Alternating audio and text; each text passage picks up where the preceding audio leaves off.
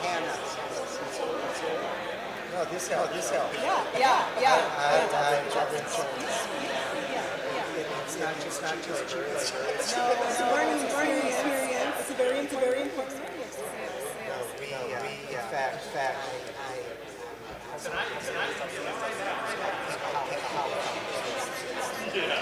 we raise money because of kids.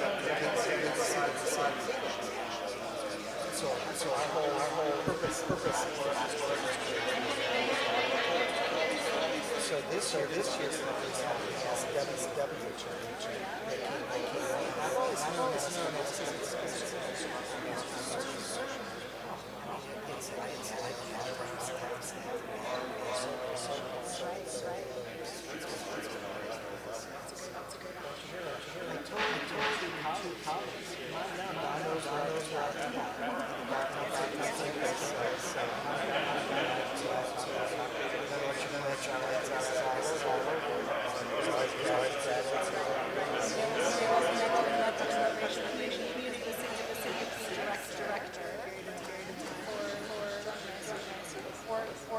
Well, actually, I've always been the same.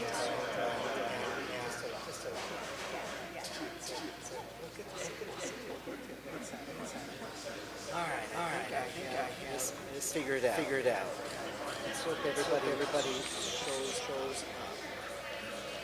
So let me ask.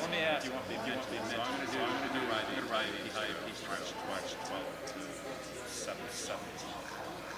I could offer any board member on any section take them out for a day and mention before I'm done. Yeah. Why can you? I can provide more information. I don't know. I'm going to talk about peace trip. Yeah. For Lisa's sake.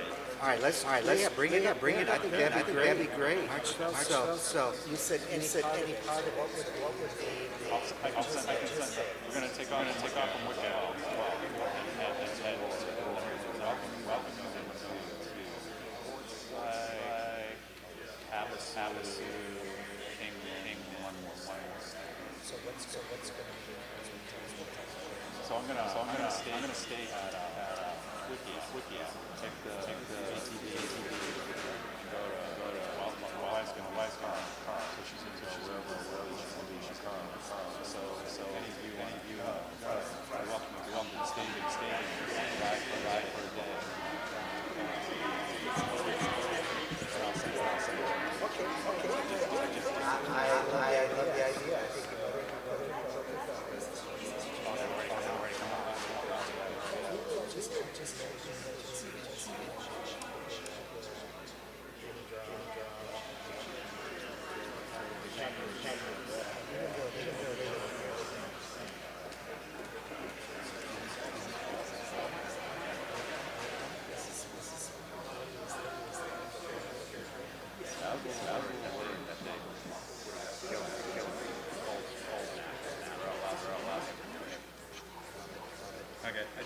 Thanks, Richard.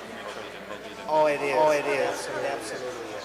We won't consider it a gift. No. Okay.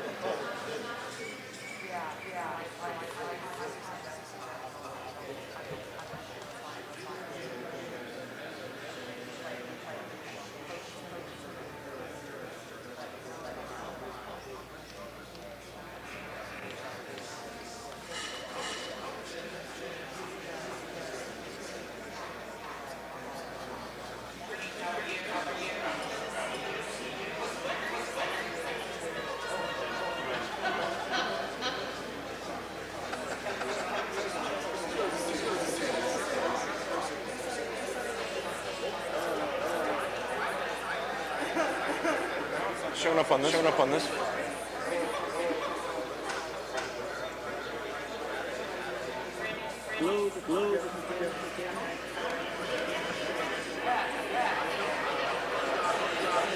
Yep. You scanning?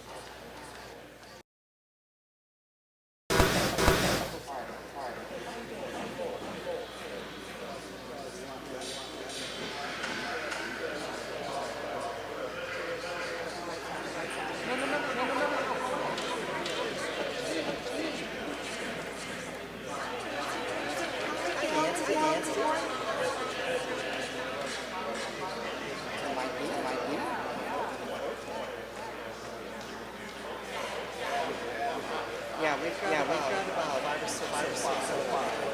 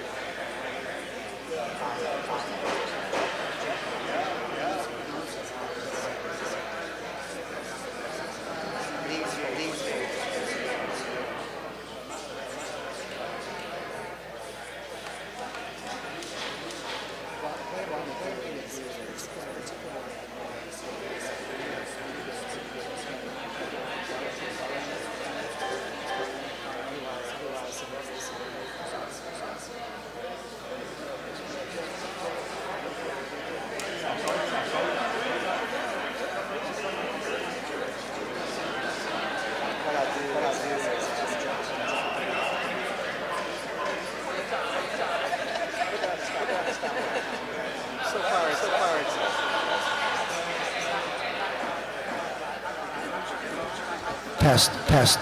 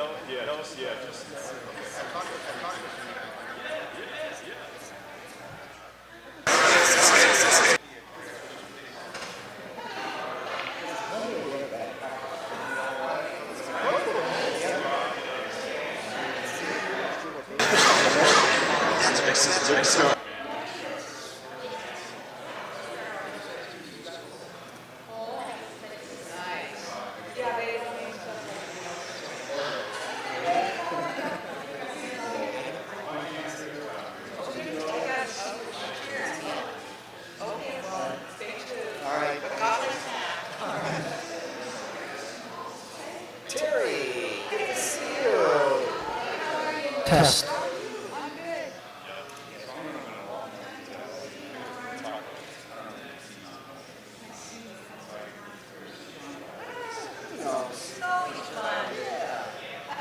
We need a little spirit.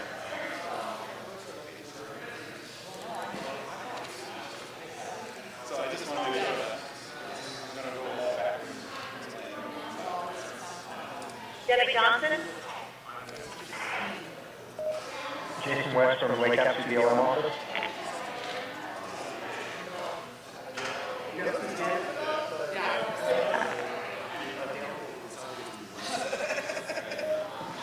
Just heard Debbie.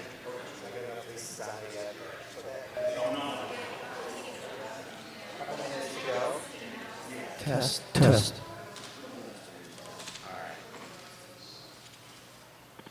Jason West representing the Colorado River District BLM office.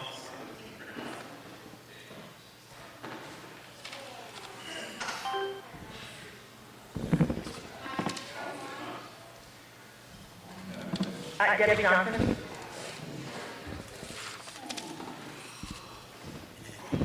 Is this?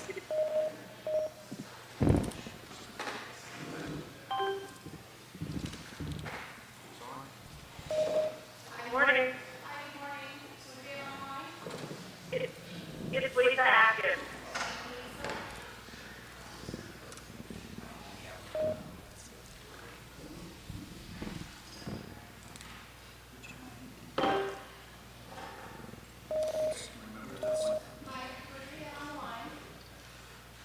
Good morning, Pat Taylor, Canal County.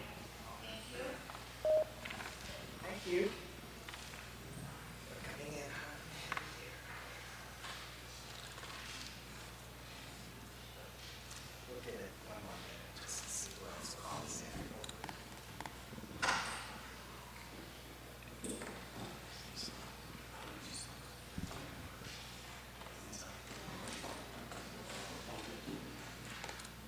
So we have both Debbie and Lisa, and Terry's here. So we actually have was Bob, you know Sean is Sean? I saw Terry. Okay. Why, thank you. Yeah, you guys ready? Oh. This is my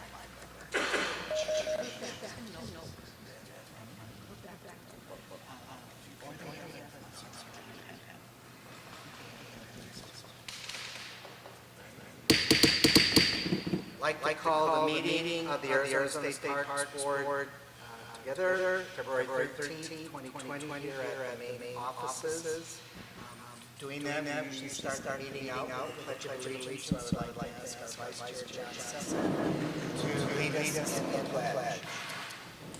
I pledge allegiance to the flag of the United States of America and to the republic for which it stands, one nation, under God, indivisible, with liberty and justice for all. Thank you. So first of all, let's do the roll call for the Parks and Recreation Board, see if we have a quorum. Dale Larson. Here. John Sefton. Here. Lisa Atkins. Here. Debbie Johnson. Here. Orm Lewis. Here. Sean Orm. Here. Terry Palmberg. Here. Mr. Chairman, we have a quorum. Very good, thank you. And welcome to all members of the public that are here as well. If you would like to speak on any item of the agenda, if you have not already, please fill out one of these speaker cards that are up on the counter.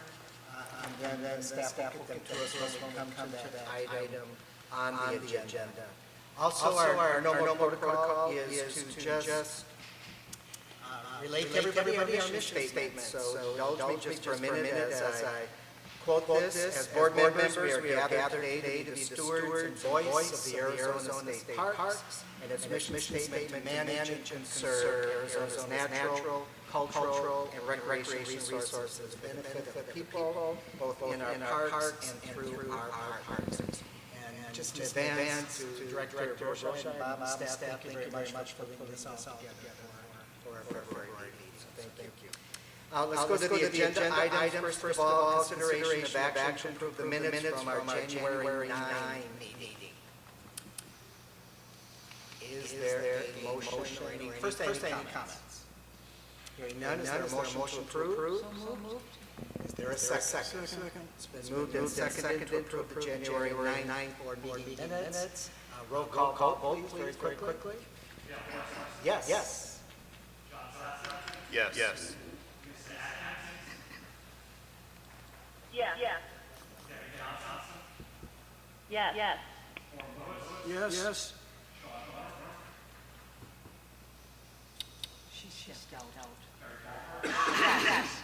Motions are, the motion to approve the minutes is carried.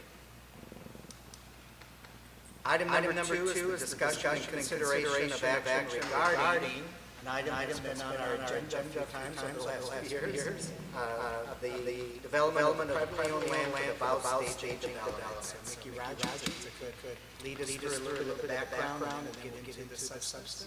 Thank you, Mr. Chair, members of the board. My name is Mickey Rogers. I'm the Chief of Grants and Trails for Arizona State Parks.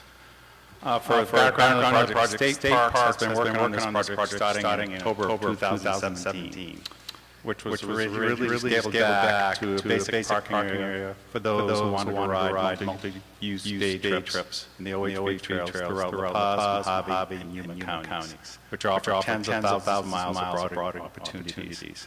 This is our 12th board and advisory committee public meeting on this project, and I've been asked for more due diligence on the proposed staging area. Staff is certainly aware of the emails that have been forwarded in the last 2 days from people who opposed this project. We're not sure what information was given out. We want to make sure that everyone is aware of the scope and cost of this project. Just a reminder, the first meeting, at our first meeting, this is where Balfour is located, off of Route 72, 28 miles east of Parker. The next slide shows the proposed property, which is approximately 71 acres, and currently has a large cotton gin, a well, and power on site. For background on the project, we had the grant workshop 3 years ago, where the Baus Ghost Riders came, and we're going to apply for a grant for the staging area and a restroom. They came to us and asked we may be willing to purchase the property, and looked into the possibility of developing a staging area with secure parking, restroom, campgrounds, and other amenities for OHV users to access the multiple trails in the area. Our director asked Matt and I to look into the possibility. The first thing Matt and I did was met with landlord to see if he was willing to sell the property, which he was, and his vision was that this would be a benefit to the community and the county if it were developed. Our director then said to move forward with the possibility of purchase and develop the project. Matt and I went to an open house at the proposed site to talk to the community. Over 100 people attended this meeting and gave staff recommendations as to what they would like to see on the proposed staging area.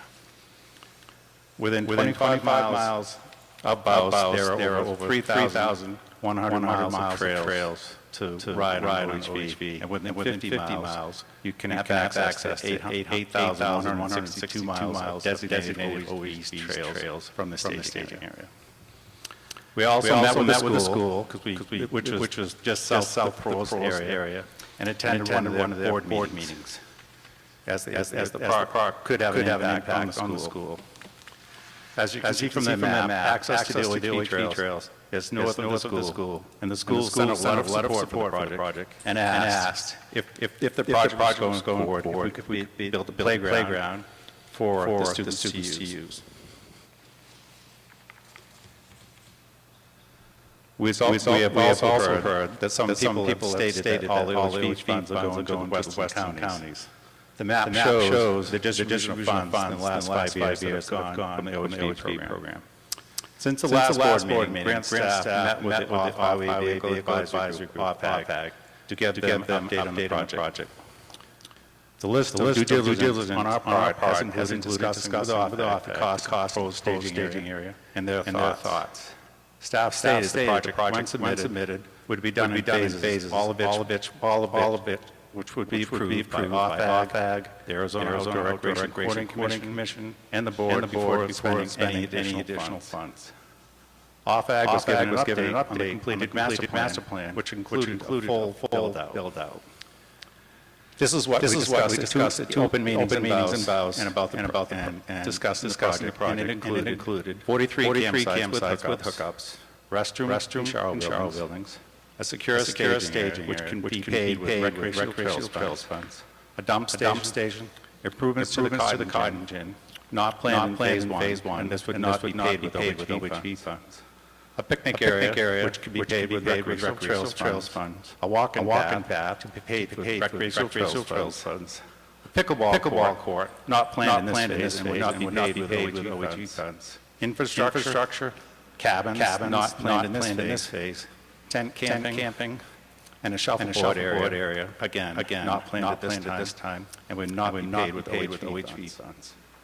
After a year and a half of due diligence tasks, the Parks is ready to start phase one, which is road, restroom, campsites with hookups, and a secure staging area. The total cost is between $8 and $9 million.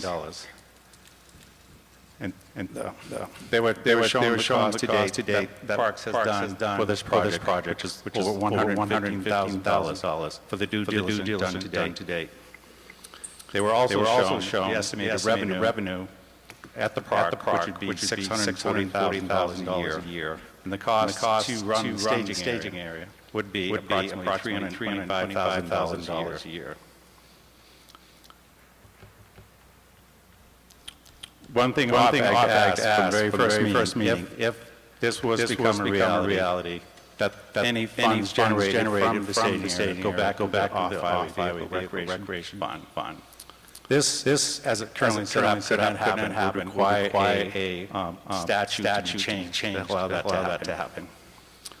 A new member also asked if this would compete with camping areas already in BOWS. We told them that camping areas in BOWS are for full-time campers and offer services to long-term campers, as opposed to the park, which limited to 2 weeks. County Commissioner Owen stated that areas are currently full. Also, we have a support letter from one of the abutting camp owners.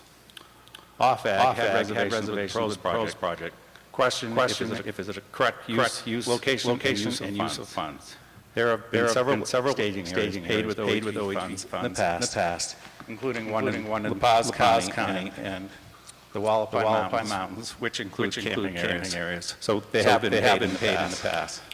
All agreed this would be a benefit to the community and would like to see funds used for on-the-ground improvements projects and education. But many of the agencies are understaffed and do not have the time to scope projects and come up with costs and have cultural and environmental impact on these projects completed at this time. OFAG felt it was better for the project shovel-ready and ready to begin, which not only benefits the community, the county, the state with additional revenues, then have another several million dollars unspent in the OHV account, which has been swept in the past. To get phase one completed, this chart shows some of the revenues that we could use. 2 years of recreational trails funding, 2 years of OHV revenue grants, additional OHV revenues from once used state park staff. 215, there was a $215,000 OHV development grant that still is on our list for $2.5 million, and a one-time closeout of old OHV project totaling $580,000.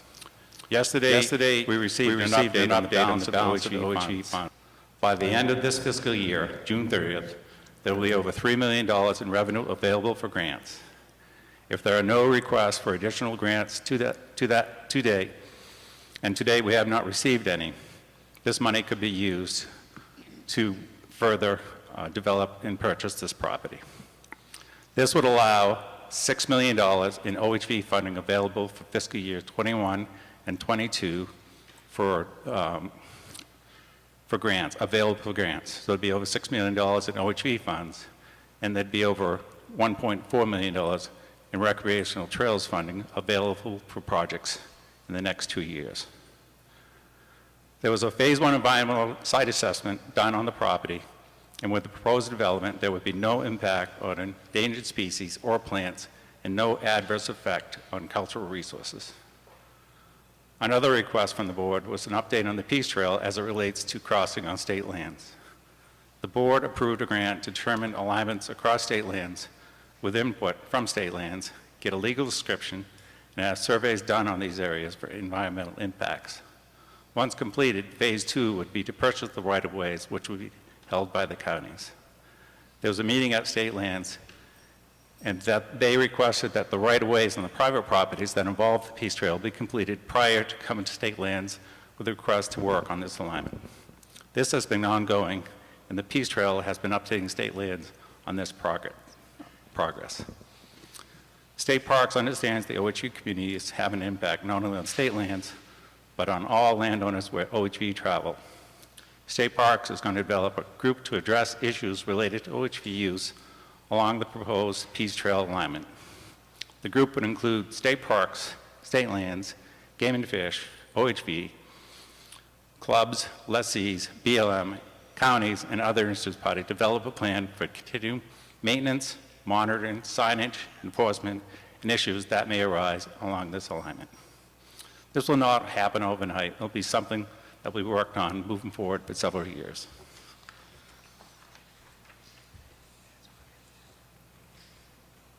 Another issue that the directors brought up is with staffing the proposed staging area. State Parks has a limited number of positions, which is currently capped with our current parks, and we do not have any additional positions for the proposed staging area. That would have to be addressed in the future and could mean the staging area be concessioned out if positions are not available to operate the park, the proposed staging area. Also, if the statute is not changed, the operation of the park would have to use funding from the OHV Recreational Trails Program and the Recreational Trails Fund to fund the program. That cost would be $300,000 to $400,000 a year. If the purchase is approved, the purchase would have to go before the Joint Committee on Capital Review for their approval and purchase. For those that have concerns on the program, we have held in this fiscal year 3 workshops attended with over 100 people in different areas of the state to talk about our funding opportunities, the process, and take suggestions on how to improve the program. We understand that if you've never filled one out, it's a daunting task, and staff will work with anybody to help fill out an application. We offer to meet with any clubs, groups, communities, or individuals at any time to talk about our funding opportunities. We now have grants on a rolling basis with no deadlines to allow more time to fill out these applications. In the past 5 years, we've had 35 first-time applicants apply for grants. The only motorized projects that have been denied by the board in the past 5 years are with BLM and Forest Service. These agencies had a large balance of unused funds, and since then, many have been closed, and we now offer these opportunities to them. In closing, as stated in the previous meeting, the economic impact to the community and county is well over $1 million. The staging area would be fully accessible, it would create jobs, it would be a destination for those who would like to access miles of trails. And finally, if this purchase is rescinded, the due diligence that has been completed for this project can certainly be used as a blueprint for any future OHV acquisition and development projects. I'd be happy to answer any questions you have. Glad you'd be happy to do that. Thank you very much. Appreciate that. First of all, sort of a footnote to this. Director Broscheid sent us a copy. If you remember at the last meeting, we had the former mayor, Quartzsite, and Norm Simpson was here. And if you remember, he's sort of waiting to see what's happened. He's been very patiently waiting for it. We said we'd bring it back to this particular meeting to be able to at least give a little bit more formal direction, one way or the other, on what's happening. And then Bob also provided us with sort of a board timeline of what's been happening. And not to correct you at all, Mickey, but this actually started back in 2014 as far as the board approving a budget for the development of an OHV state park. But certainly the last 3 years has been more where the energy of this has come. Further, as Mickey had stated, and then I'll ask for questions and comments by board members, this week we have received to date approximately 120 communications to the director and to the board. All of them will be acknowledged and put into the record for this meeting so that all of those folks will fully understand that their comments were made public. We also received a letter from Bob Thorpe, Representative Bob Thorpe, who is objecting to the use of these funds for this purpose as well, and that letter was included in that packet. So with that, and we'll get to the speakers after board members have an opportunity to comment, unless you'd rather hear comments first. I'd rather hear comments first. Definitely. That's fine. All right, we have head nodding going on, so that's a good thing. So what I would ask for, as I call your name to come on up, please take no more than 2 minutes per comment for it, just to be able to get it. And if you find that you're pretty much repeating what a previous speaker has said, just mention that to it. I think we'll kind of get the gist of this communication with it. So with that in mind, I'd like to first call up Jeff Gersh. Is Jeff here? Oh. Come on up to the podium and introduce yourself. Appreciate it.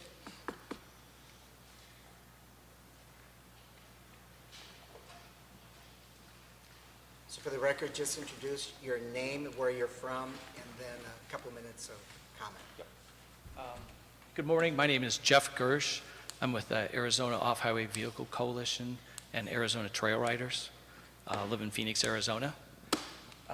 Appreciate the time to talk to you. 2 minutes isn't a whole lot to talk to you on it. I guess what I'll do is, our biggest concerns are, from looking at the maps up here, the amenities for an actual OHV park really aren't there. There's no back-off ramps for a ATV or a dirt bike out of the back of a pickup truck. The cabins and tents have single car parking spaces. There's hiking trails instead of OHV trails. Where's the day use parking if I only want to be there for a day? How did you address, I did hear something on the State Land Department having requested basically a right-of-way to access their land, but is there any money out of this? From what I see up here, it's at least $8.6 million for the first phase, possibly $15 million for a completed project in today's dollars, maybe $20 million in the future. Is there any money in the plan to repair and maintain the trails that people will use on, BLM and state trust land? Because that's a big expense and headache on the agency's part to maintain those trails. So if there's no money in the plan to do that, what you mentioned, I think 3,000 miles within 25 and 8,000 miles within 50, someone's going to be using all those, and if it's as big a draw as you say it will be, those trails have to be maintained. The infrastructure for the BLM and State Land Department would have to be added also. So, but our big concern is, how does state parks grant themselves this kind of money?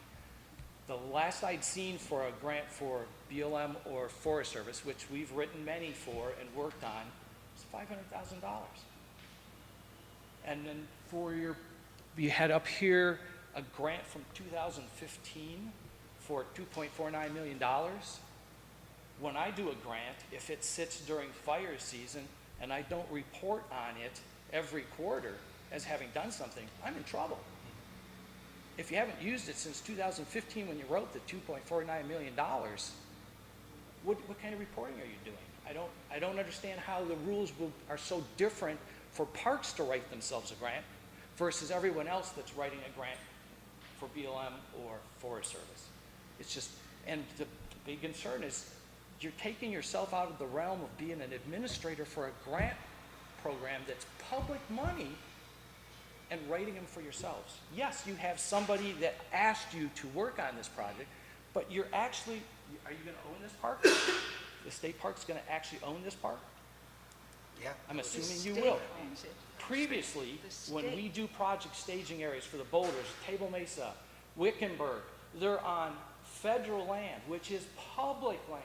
It doesn't cost you $8 million or however much it's going to cost you to buy this property. You can use it, you can pick that public land anywhere and put it in the best spot. There's a big difference between paying for private land for a park and putting it on federal land where it's public land and open to everybody. You don't pay for that. You pay for all the infrastructure and all the work you do to make that work. That would be for my 2 minutes worth, that's where I would go. My worry is how is this possible now for parks to write the grant? All right, thank you, Jeff. Thank you. Very much. And just for clarification, much like the federal government, anytime the state had, this property would belong to the state of Arizona and would also be just as public. Thank you. You bet. All right, next up is Rebecca Antle. And following Rebecca, so that we can keep the line moving, Rich Smith. You would want to follow Rebecca, please?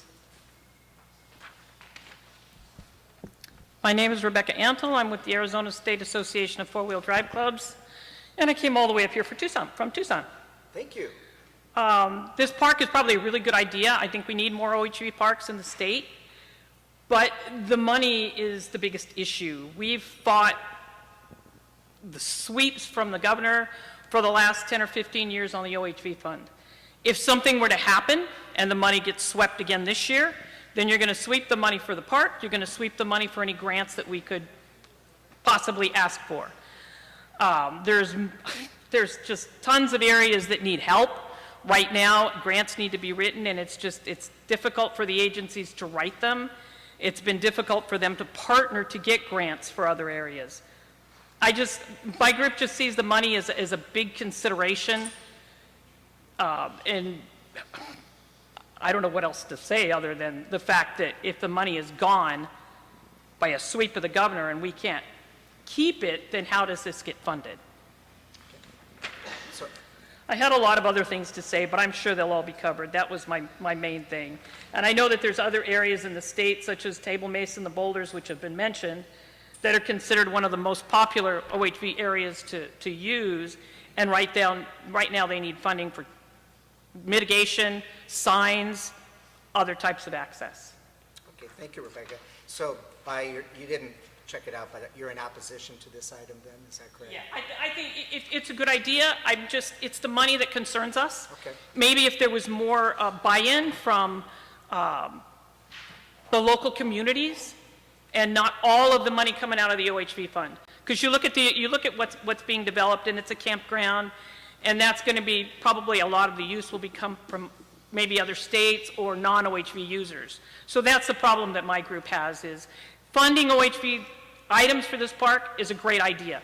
The trailhead, the staging area, day use areas, that would be a really good use of the money. Okay, thank you very much, and thanks for driving all the way from Tucson. Rich, and then following Rich will be Todd Davis.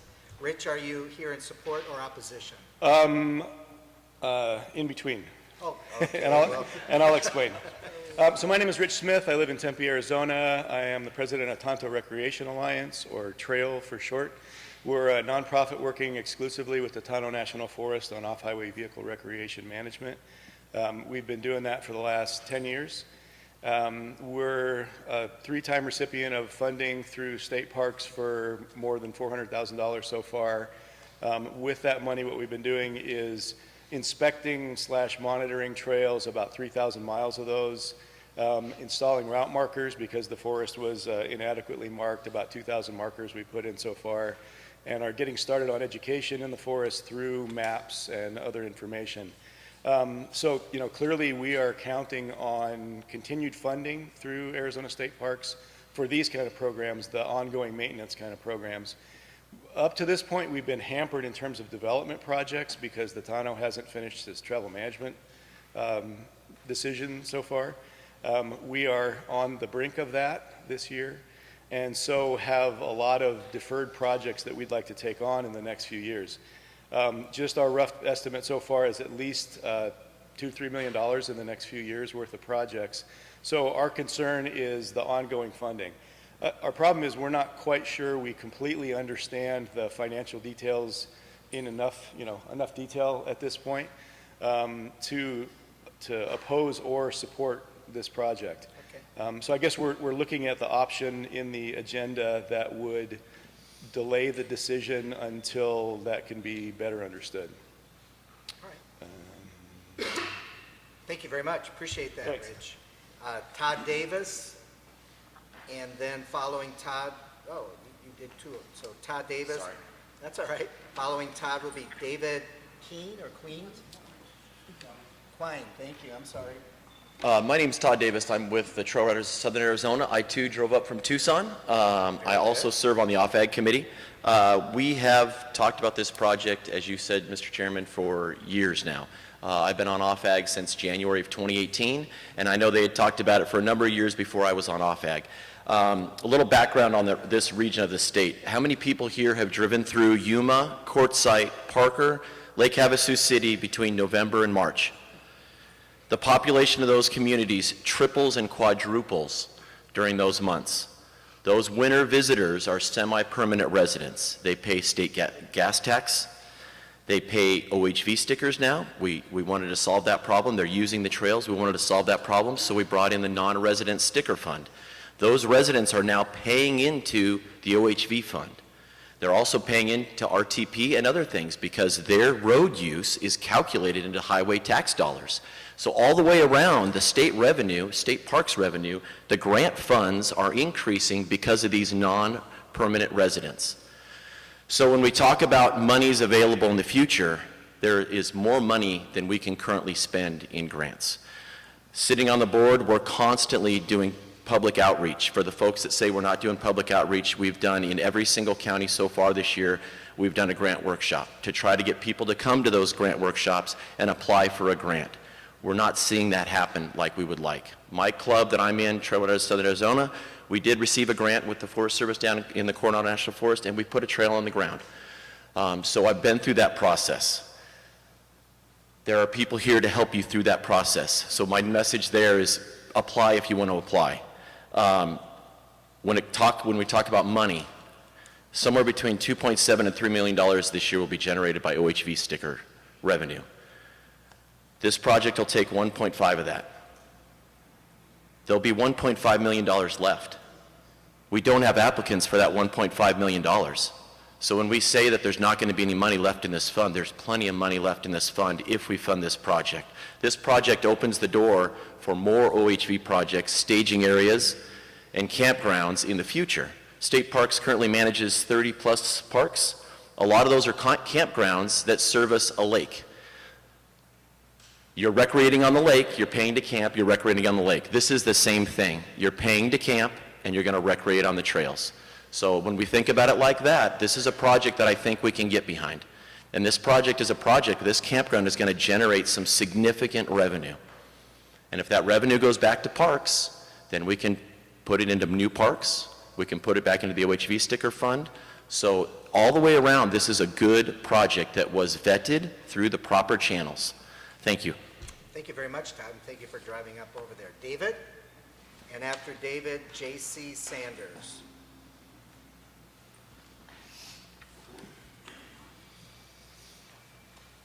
Hi, good morning. Good morning. My name is David Quine. I am I'm an OHV user, native Arizonan, and chairman of the Off-Highway Vehicle Advisory Group, the role that I've served for the past 5 years. As a native Arizonan OHV user for over 40 years in the state, an advocate, and as a representative of over 250,000 OHV users in this state, I'm here today to tell you about how I got to the conclusion that this project is a good thing, okay? It was not easy, let me tell you. I've been working on this project since day one, working with the team. As you pointed out, since 2014, right? This has been on the books. In recent years, I've crisscrossed this state talking to clubs, organizations, governments, local towns, chambers of commerce, everybody. There is a serious, there is a definite need of OHV recreation and how it impacts the communities around this state. There are cities and towns in the state that don't exist without OHV recreation. This is another great example of how your OHV recreation dollars impact, they create jobs. How many of you have been to Salome, Arizona lately? Okay? They're remodeling hotel rooms, sprucing up restaurants, adding more RV spots. A new auto mechanic and service repair business just opened. Why? Because of the OHV user. Have any of you been to Springerville? Flagstaff more your thing? Let's ask the folks at Mormon Lake what they think of OHV recreation. Okay?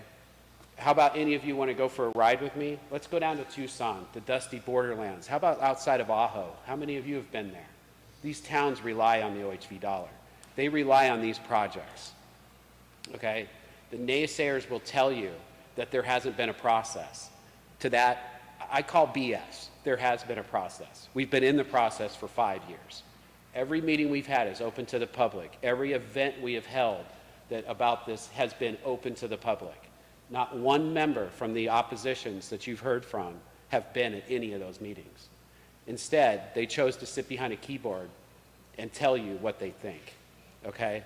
We need everybody's input, and there's no problem at all with anybody having an opposite opinion. In fact, and Todd will attest to this as well, we sat through hours and hours of debate, of thoughtfully calculated written papers from people, both opposing and supporting this project. We have spent tons and tons of our own resources getting behind this. Recently, 2 days ago, I was on the fence of this project. I got to be honest with you, okay? It's tough, right? There is a couple of precedents that are being set by this project that, you know, it's been a leap to get over. So I don't take that lightly, right? And to be perfectly honest, the folks that I've talked to, it's probably a 50-50 split. If you were to put this to a vote in the OHV community, I think it would probably win, but it's going to be really close, okay? And for many of the reasons that the oppositions have come here and said, right? Don't disagree with anything that they've said. But with all due respect, this process has worked, okay? And this process has been open, okay? The limited number of users that the oppositions have brought out of the woodwork in the last 2 days does not represent the large part of the OHV community, okay? So I'd ask that each of you consider this process, consider that what has gone through and what has happened over the last 5 years, all the public meetings that have been available, the unanimous decision by the committee that represents the 250,000 plus users in this community that support this project. Just ask that you consider that. Right. Thank you very much. Thank you. And also thank you for your leadership on the advisory group. Really appreciate that. Just for public's information, we have 3 standing advisory groups that provide recommendations to the board, and the Off-Highway Vehicle Advisory Group is one of those. So just want everybody, and if you're interested in serving on that, or the Arizona State Trails Committee, or the AORC group, please let our director know. All right, so we have JC. Mr. Chair. After JC is Deuce Minor. Mr. Chairman, board members, I'm J.C. Sanders. I'm Vice President of the Ghost Riders OHV Club in Baus, Arizona. I am a proponent for this project, and I'll address a few of the reasons. I receive regular requests from all over the nation wanting to know where they can safely and securely stage for a multi-day OHV trip. Currently, we do not have one in our area. An OHV staging area is in one of the lesser ridden areas, such as Baus, because our low population, relieves some of the heavy use trails around the heavily populated areas of the state, thus reducing the requirement for routine heavy maintenance. The proposed staging area would promote tourism to the smaller towns. That's been mentioned several times. Baus, Salome, Quartzsite area, also Yuma and Mojave counties. We've talked about the sticker fund a little bit. I'm actually the one who got the out-of-state OHV indicia bill introduced into the legislature as an outcry from many clubs that I represent. And I testified before the House and Senate subcommittees to get the bill passed. This sticker program, just this year, or since September of 2019, has brought $200,000 plus to the state, and it will continue to grow. Feel like this staging area in Baus will provide a place for local OHV clubs to hold events and stage for their regularly scheduled rides. There are several clubs in the area that stage in Baus to have rides. I'm a much proponent for this staging area. Okay, thank you very much. Appreciate it, J.C. Deuce Minor, did you want to speak? Thank you. And this is the last card that I have. Oh, now the pressure's on. Thank you, Mr. Chairman, staff, board members. Let me start by thanking Todd, David, and JC, the true experts on this topic, for their presentations, because I think they've given you the meat of this. But I am the District 2 Supervisor for La Paz County, so I wanted to share the thoughts of our board. OHV activities have exploded, growing exponentially over the past number of years in La Paz County, as well as around the state. In 2017, the Baus Ghost Riders OHV group initiated a proposal to State Parks and Trails to build a new state park in Baus, Arizona, with a focus on attracting and catering to the OHV community. I don't believe I can overstate how important I think that is, that this project came from members of the OHV community. The proposed park location is perfectly situated near what we know as the Arizona Peace Trail, and will be able to function in part as a staging area for users of that trail and other popular area desert trails. Excuse me. Baus residents and supporters of the proposed park have been working with State Parks and Trails staff for well over 2 years. I understand State Parks and Trails staff identified a piece of property available for purchase back in 2017, and they have worked intensely on doing all their due diligence on the property, and I believe made a sizable investment in that process. I also understand the current owner of the property has agreed to a draft purchase agreement. I know he has been extremely cooperative and patient throughout the process because he understands what an amazing boost the proposed park will provide to the OHV community, the Baus community, and La Paz County. I have attended a number of meetings with State Parks and Trail staff in the Baus community and consistently find overwhelming support for the new park. La Paz County, along with many other areas in western Arizona, sees the Peace Trail as a great tourism attraction. Locating a state park and staging area along the trail will create a new asset for the Baus community, the County of La Paz, and the state of Arizona. I want you to know that we very much appreciate the great and unwavering support we have seen for this project from our District 5 legislators, Senator Sonny Borelli, Representative Regina Cobb, and Representative Leo Biasucci. And I want you to know I just checked with each of them yesterday to make sure I could say that today. Thank you. On behalf of the La Paz County Board of Supervisors, I urge you to seize this awesome opportunity by approving this project today. Thank you. Thank you, Supervisor Minor. Just a real quick question. Has the board taken formal action, La Paz County Board, on this proposal? I think like a year ago, we agreed to support this project, okay, if not even before that, yes. All right. Thank you very much. All right, that's all the cards that I have. Go to board comments and questions and thoughts.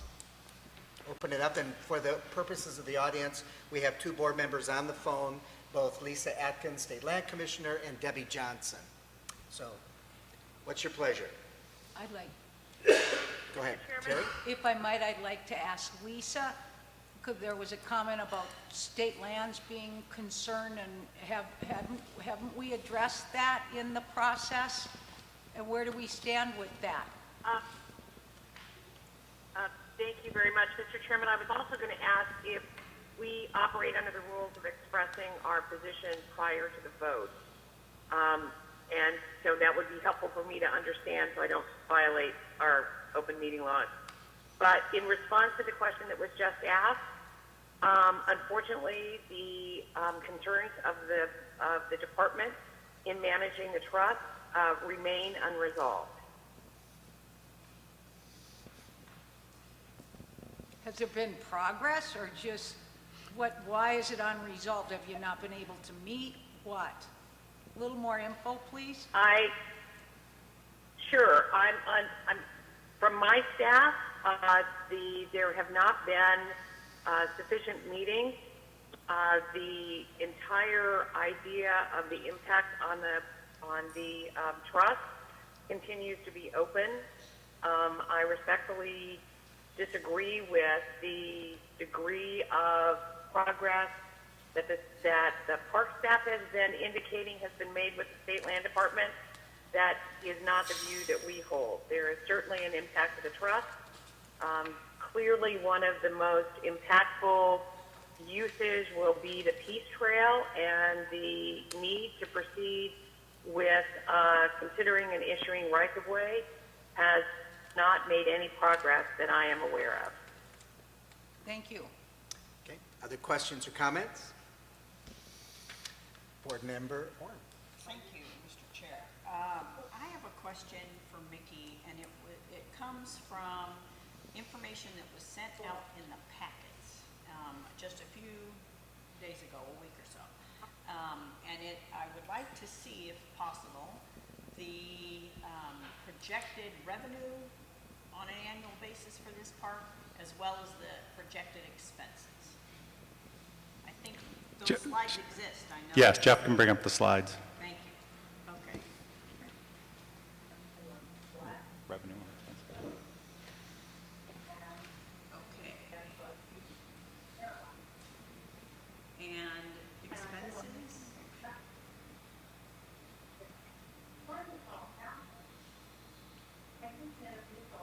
These are annual expenses?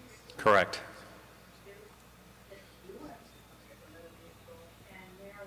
Did I understand you, Mickey, to say that currently, I see a number of personnel that are on this list, that currently Parks does not have the ability to hire these individuals? I believe the director will address that, but we need to have FTEs increased if we were going to have positions at the park. Okay, thank you for that. If I may. Sure. Vice Chair. Thank you, Mickey, for the presentation, and thank to everybody for being here. I've obviously was appointed after all of this began, and my name is listed a couple of times on making some of the motions in an attempt to advocate for. I personally have been to the site, drove by, and have a personal opinion on OHV just from my own backyard. And what I see is happening through the unruliness of OHV users and the impacts that we have on the environment. I do believe that we have a responsibility as lined out in our mission to protect, and that there's something connected to this with educating the funding, the legislation that's in place, that whether it's stickers on license plates, taxes at the point of sale, it's definitely a recreational endeavor that has not just economic impact, but environmental impact, and I'd say even a great impact on our enthusiasm and excitement as individuals in using our open space. So all that being said, the project clearly has roots. The project has a great degree of support, and as of very late, a degree of not support, at least the time that I've been on the board. And one of the things that stands out most difficult for me is the operational side, and this panel has heard me talk operations previously. If we cannot guarantee the ongoing financial operation is State Parks the right entity to be able to call this a land purchase or not today? We're looking, staff and everybody involved is looking for the board to make a motion on something that we have a lot of unknown information on, all the way down to Commissioner Atkins' concerns. And there's still a lot of work to do if this is to be called a state park. I know that the funds from a grant standpoint are to be distributed accordingly for quality projects and things along that line. It's proposed to be on private land. There's certainly nothing that would stop an individual from developing that site, providing great information, or receiving grants from state parks to accomplish said. There's a lot of unknowns as I see them. So with that, I think we have our...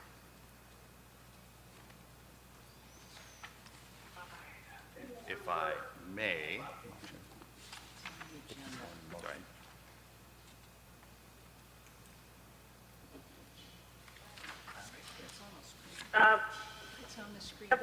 Have we lost the connection? No, I apologize. Hello? Can you hear us? Yes, I can now, thank you. All right. Sorry, it was the connection from my brain that was maybe lost. Didn't want to say anything. Right. With that, and certainly there's time for more discussion if necessary, but I'd be prepared to make a motion to direct staff to further evaluate the potential. All right, there's a motion that has been offered by Vice Chairman Sefton. Second. There is a second, and just so that I can see the motions up on the screen, it's to direct staff to further evaluate the potential acquisition of the property and present recommendations to the board at a future meeting. Do you want to be any more specific about the future meeting, or just hold that in a sense of... Mr. Chairman? Yes. Well, before I do that, there's been a second to the motion. Are there any comments from the board? Go ahead. Is it Commissioner Atkins? Or is Yes, it- thank you very much. Thank you. I don't, could somebody be more illustrative about what progress means? That's exactly. All right. Can I, thank you very much. So there's still a second. We're not voting on it at this point. So if I could, to Director Broscheid, when we talk about what can be accomplished over the next some undefined period of time, whether it's the next month, whatever, before we bring this to a vote per the motion, what other items of progress based on the commissioner's request would need to be ascertained and brought back to the board for further information? Mr. Chair, I was going to ask you the same thing. What more information would you need to either reach a go or no-go on the project? That's fair. So I think that would be fair to, if it is with the State Land Department or I mean, if we're looking at further evaluating potential acquisition, does that include state parks acquiring it, or could that be another entity or something along those lines? So any clarity from you here in the discussion would help. All right, let's just survey the board members then for that, and let's just kind of go around the clock. So, go ahead. I'm sorry. Go ahead, Orr. I guess I'm the oldest person here, and my career of the outdoor recreation is on my feet, not on a motorized vehicle. And all these presentations, I didn't hear any comment about protecting the interest of the traditional hiker. And every time you allocate an opportunity for an off-road vehicle, you compromised the environment for the traditional hiker. And somehow I don't want the gap to continue to go on behalf of the off-road vehicle operator as opposed to the traditional hiker that loves the peace and the quiet and the wildlife of the outdoors. I'm not criticizing the parties that have an off-road vehicle. I had an off-road vehicle once in my life, but I had to stop using it when I had a little accident and lost a kidney. But that's just a happening. I can't get too enthusiastic when there's so much public land, one way or another available, that we go forward eventually to buy and develop this site. And I'm still not convinced that it's not going to create a nuisance for the nearby school. So I would have a difficult time supporting the proposal as presented, and I just think we have to come together as a board as to the bigger issue. Do we want the Park Service to continue to trend to motorized vehicles? Because obviously it's a new generation, it's available, and perhaps I can be deemed as old-fashioned because I like the peace and quiet and like to. So from a policy standpoint, what are we working toward to make the convenience of outdoors more feasible and somehow compromise the tradition of the outdoors that we've all participated and enjoyed? Okay, Thank you. Comments of what the board may be looking for in terms of a follow-up report on progress, particular items. Go ahead. Thank you.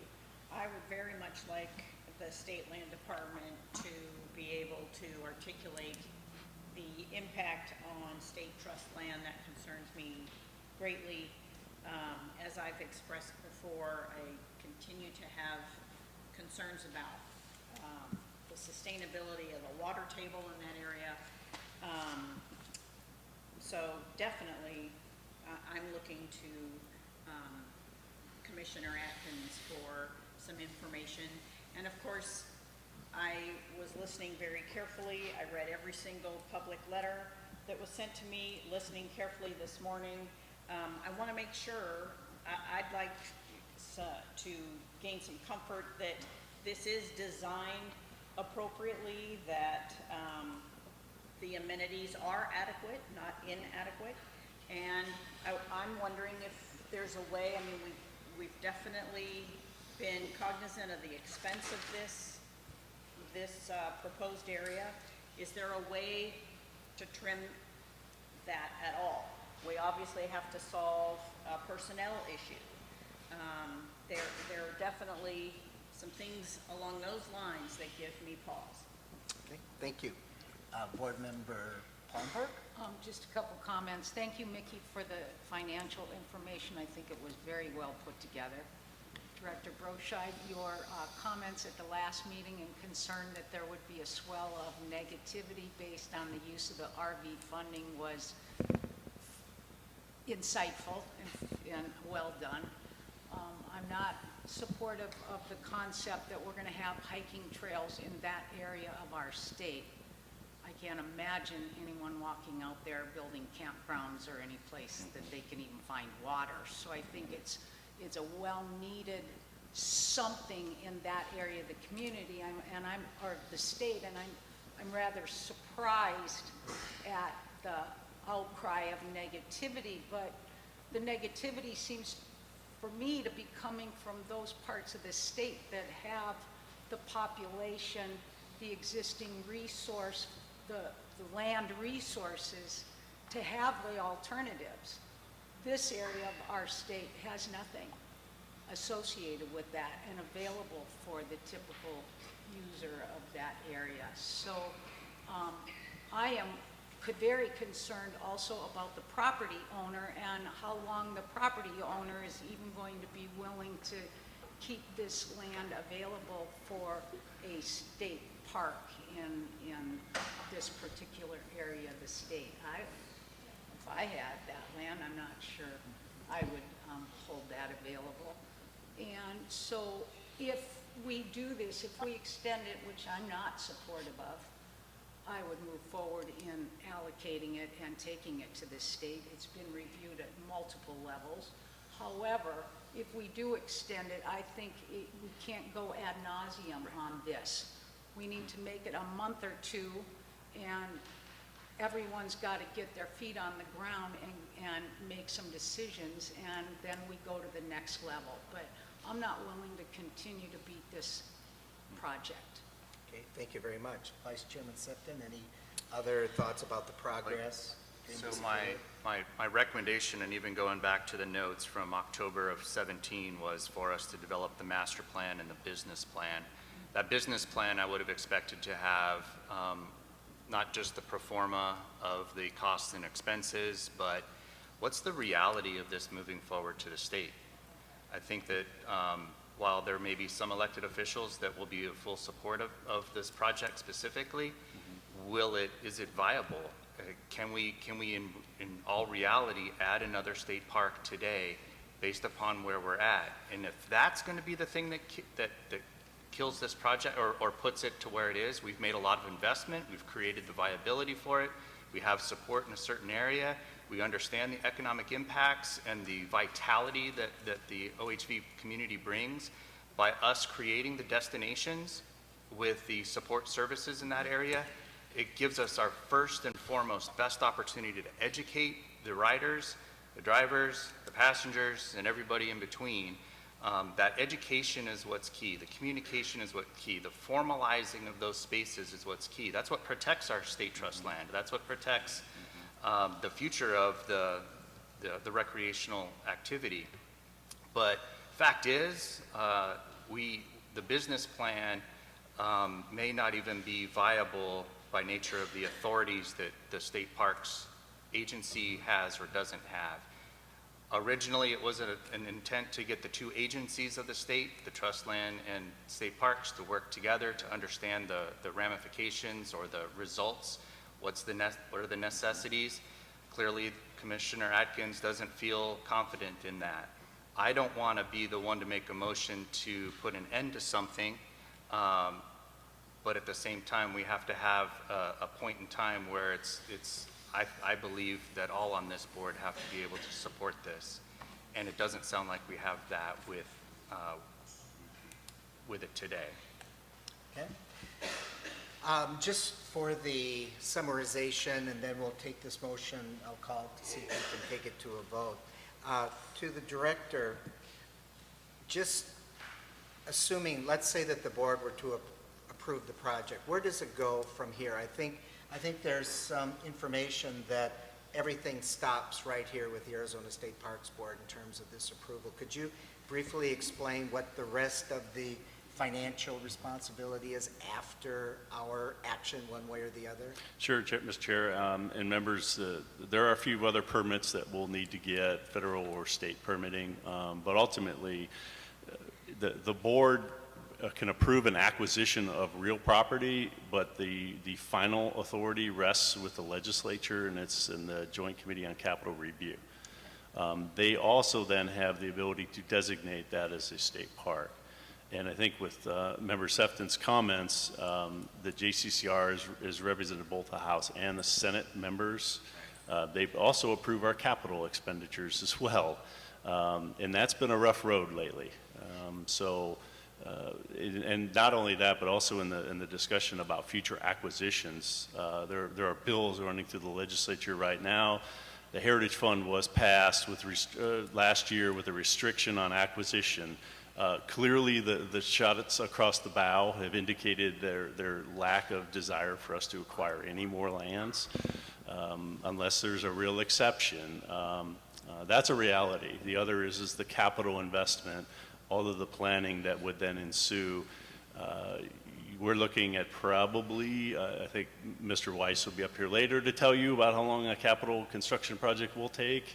It'll probably be 3 years before dirt starts to get turned on that project if nothing goes wrong. So just setting expectations here that the board does not have the ultimate authority in this, the rest of the legislature, in many, many ways. Thank you. Thank you very much. So just to put in summary, as far as progress that could be reported back to us over some reasonable period of time. I would suggest no more than 60 days. I think we could probably get most of this information. I leave that kind of up to you, Bob, if a 60-day sort of moratorium, and then we bring this back, if again the motion passes, all right? So the ideas that have been identified include the State Land Department working with Lisa and her staff in terms of the trust lands and the right-of-way. The sustainability of the water table was certainly one of the concerns raised, as well as design of the property relates to it. Certainly the property owner, he's been extremely patient with us. I don't think Mr. Sampson's here today, is he? I don't think so. Okay, so I'd like to see, obviously sit down with him to see what this does in terms of his acceptance or not of the offer. And then finally, the business plan, as the vice chairman had talked about, but I think you've explained properly that where we rest with our decision, then where it moves on beyond that area. So with that in mind, we have a motion on item C, move to direct staff to further evaluate the potential acquisition of the property and present recommendations to the board at a future meeting. And I would like to put a 60-day period on that, if that's all right with the motion maker as well as for the second. Yes. Okay. All those in favor, let's have are there any other questions or comments by board members? Lisa or Debbie? Mr. Chairman, I am willing to, again, make my staff available to address the concerns and the adverse impact on the trust. But I can't keep continuing this much longer than the 60 days. So I will, in fact, vote in favor of the motion. All right. Thank you very much. Roll call vote, please. Yes. Yes. She said yes. Yes. Yes. Yes. No. Motion passes. Thank you very much. And thank you, audience members, for participating in this, and stay tuned. We will be bringing this back soon. So, Mr. Chair, I'd like to bring up one more thing. For those that have never ridden out there, we're going to ride the Peace Trail starting on March 12th for 6 days. I'll send an agenda. If any of you want to spend a day with us riding the area out there, you're welcome to join us at that time. Thank you very much. Thank you, Mickey. Appreciate that very much. All right. We're going to move along quickly. Again, thank you for all of your patience. Have the pleasure for meeting and introducing Hank Vincent, who is the park manager for Slide Rock State Park, and he's going to give us a brief overview of that wonderful facility. So thank you very much, Manager Vincent. Mr. Chairman, thank you. Ladies and gentlemen of the board, thank you for having me down today. As the chairman said, my name is Hank Vincent. I'm the park manager at Slide Rock State Park. I've been in that position since 2017. I've been working at the park since 2006. Slide Rock State Park is a day-use visitation. In the summer month is a water-based, high-visitation day-use recreation. Year-round, we offer picnicking, some short trails that walk through the Pendley Homestead and Apple Orchard, down along Oak Creek, and then have the Red Rocks in the background. The picture behind me is Frank and Jane Pendley. Frank came from Texas to work on the Roosevelt Dam, about 50 miles that way. He worked as a courier, and then in the summer times he would go up to Oak Creek Canyon to hunt and fish and trap. He saw an opportunity to homestead the land that is now Slide Rock State Park. In 1907, he first settled there and began what the old-timers call proving up, which is meeting the requirements of the Homestead Act. The Homestead Act required that a dwelling was built, that there was an agricultural development, and that there was 5 years occupancy. The picture here is the Brown House that was built in 1926. On your left is about 1985 when the state parks got a hold of the property, and then this picture was taken just the other day by a staff member. There are 5 historic structures on property that require upkeep and attention. This is the Pendley House. It was built in 1927. The stone was harvested on property and throughout Oak Creek Canyon. Again, Mr. Pendley was a courier. Frank and Jane raised 9 children here. Penley succeeded where others had failed in that he brought water onto the property. He dug a 2-mile ditch along the backside of the property. It was 1 man and a mule. Okay. His biggest challenges are that there are 2 large sandstone outcroppings that needed to be blasted through. One tunnel 75 feet, another's 100 feet. They're connected by what looks like ductwork, but we call it the flume system, and they're hung by suspended cables. This picture is the North Orchard. Once water came onto the property, once he established that supply, he was able to initiate his first planting. That was 1912. There's 1 tree left. We call it the Heritage Tree. We really celebrate the Heritage Tree.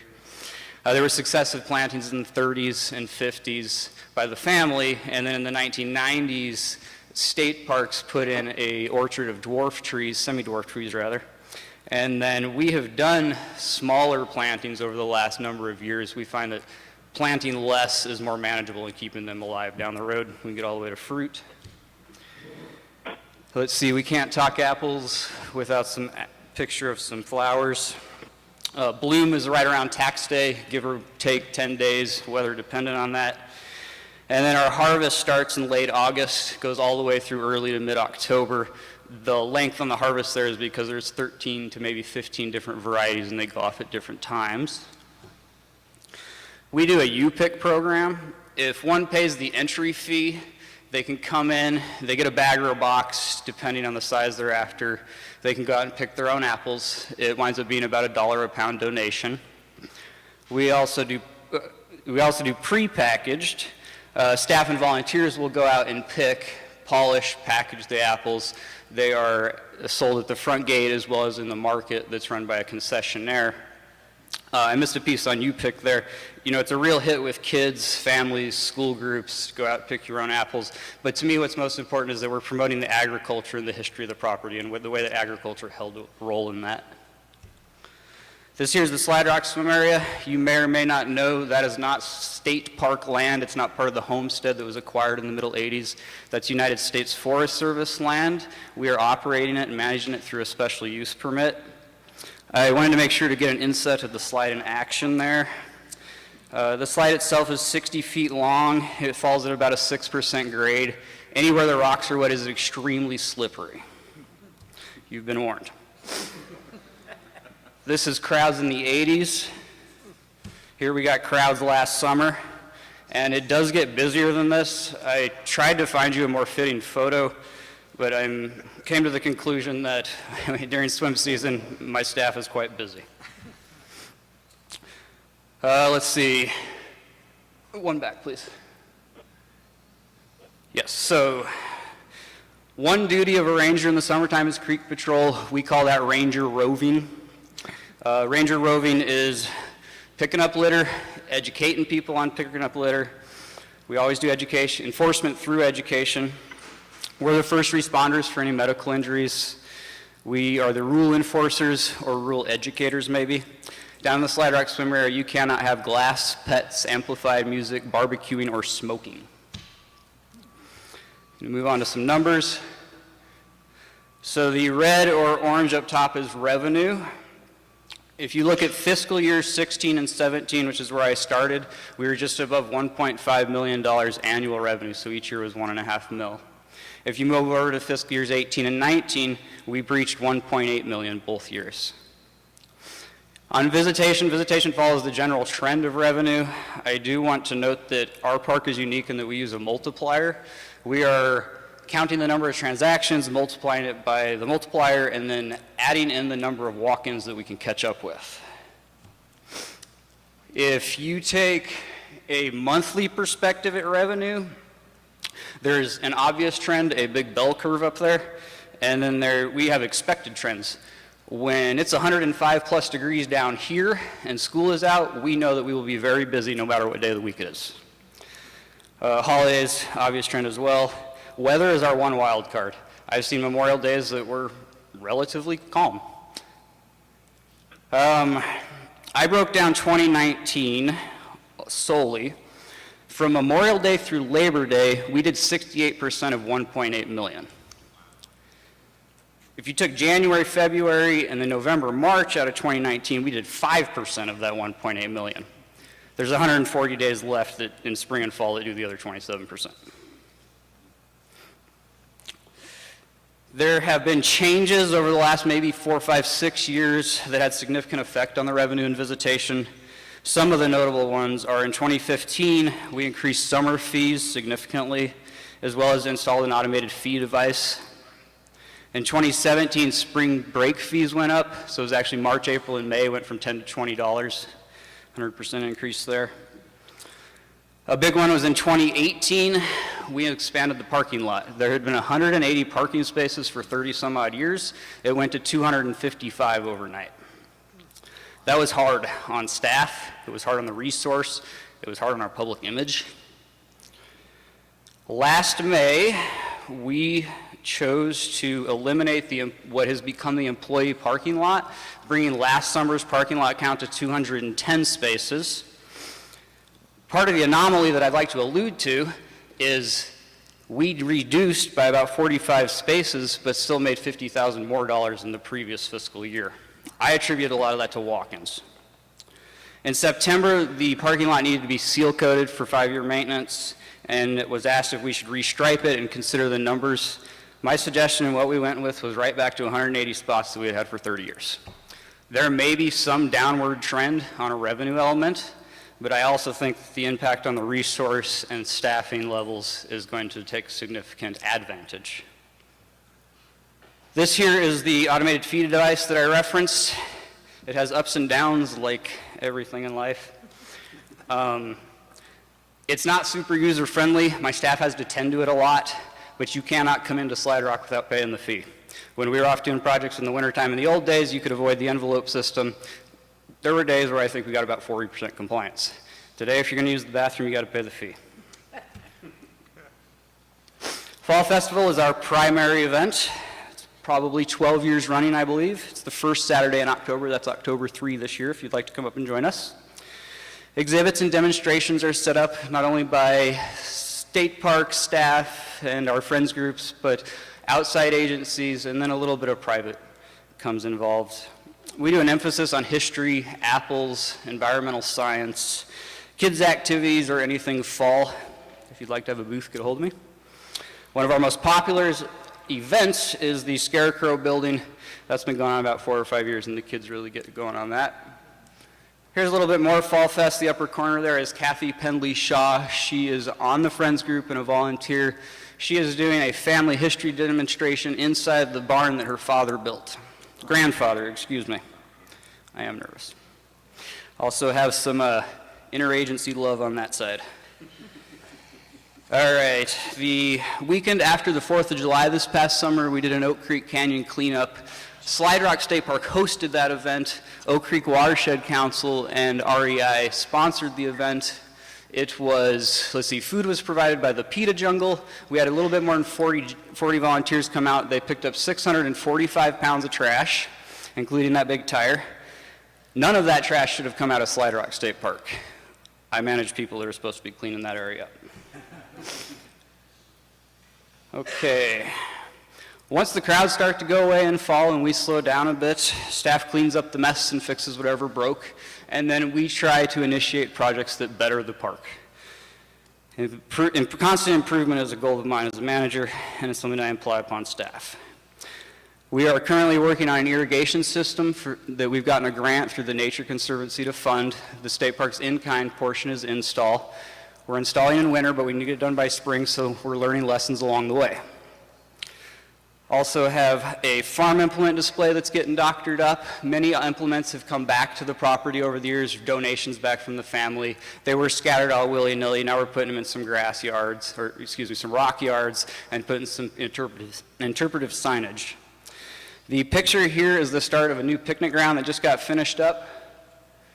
That's the guys working hard. We were short on space, grounds, tables in general. We got new benches and grills from ACI, put a load of rock and some used railroad ties, a whole lot of labor.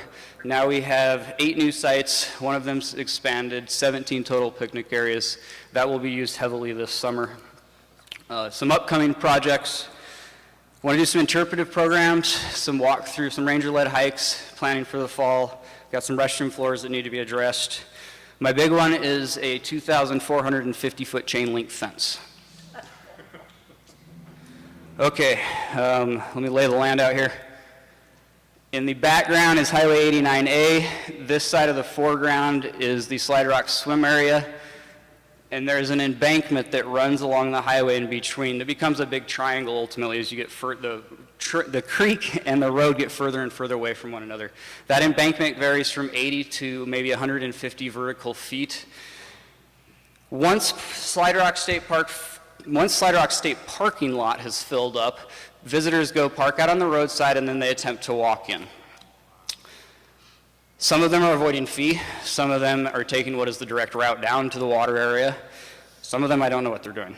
But it's created a public health and safety issue.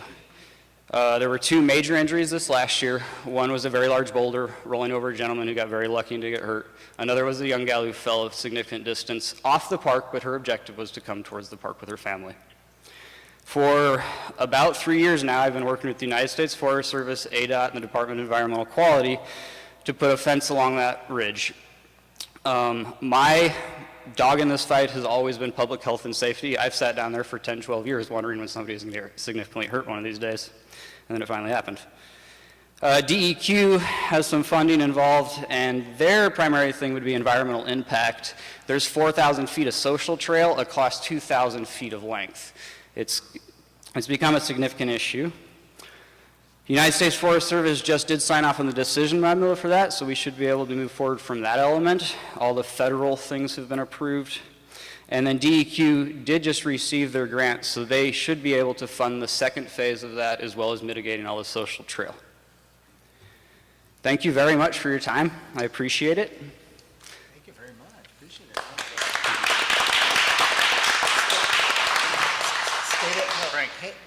Frank, hey, come on. Now comes the fun part. I thought I ate up all my time. Let's first of all start over here with Board Member Orm. Thank you very much. Mr. Vincent, I enjoyed your presentation very much. A concern that I have in this area is determining a balance. I mean, $1.8 million is wonderful that you generate that, but at some point, there is a tipping point of a balance, in my view, of what is the maximum number of people on a daily basis that park can handle safely. It is a precious and fragile ecosystem there. Yeah. And I'd like your input, if you don't mind. Do you foresee a day where there is a sign out on the highway that says, closed? Park is full. Exactly, park is full. Right.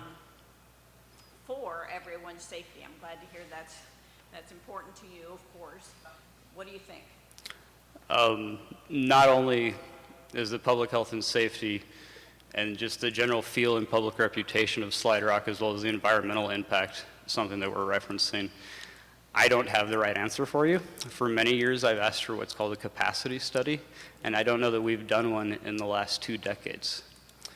An element, I don't know if it's an inhibitor or an issue or if it's just something that needs to be worked through, is that the Slide Rock swim area is United States Forest Service land. We're managing through that through our special use permit.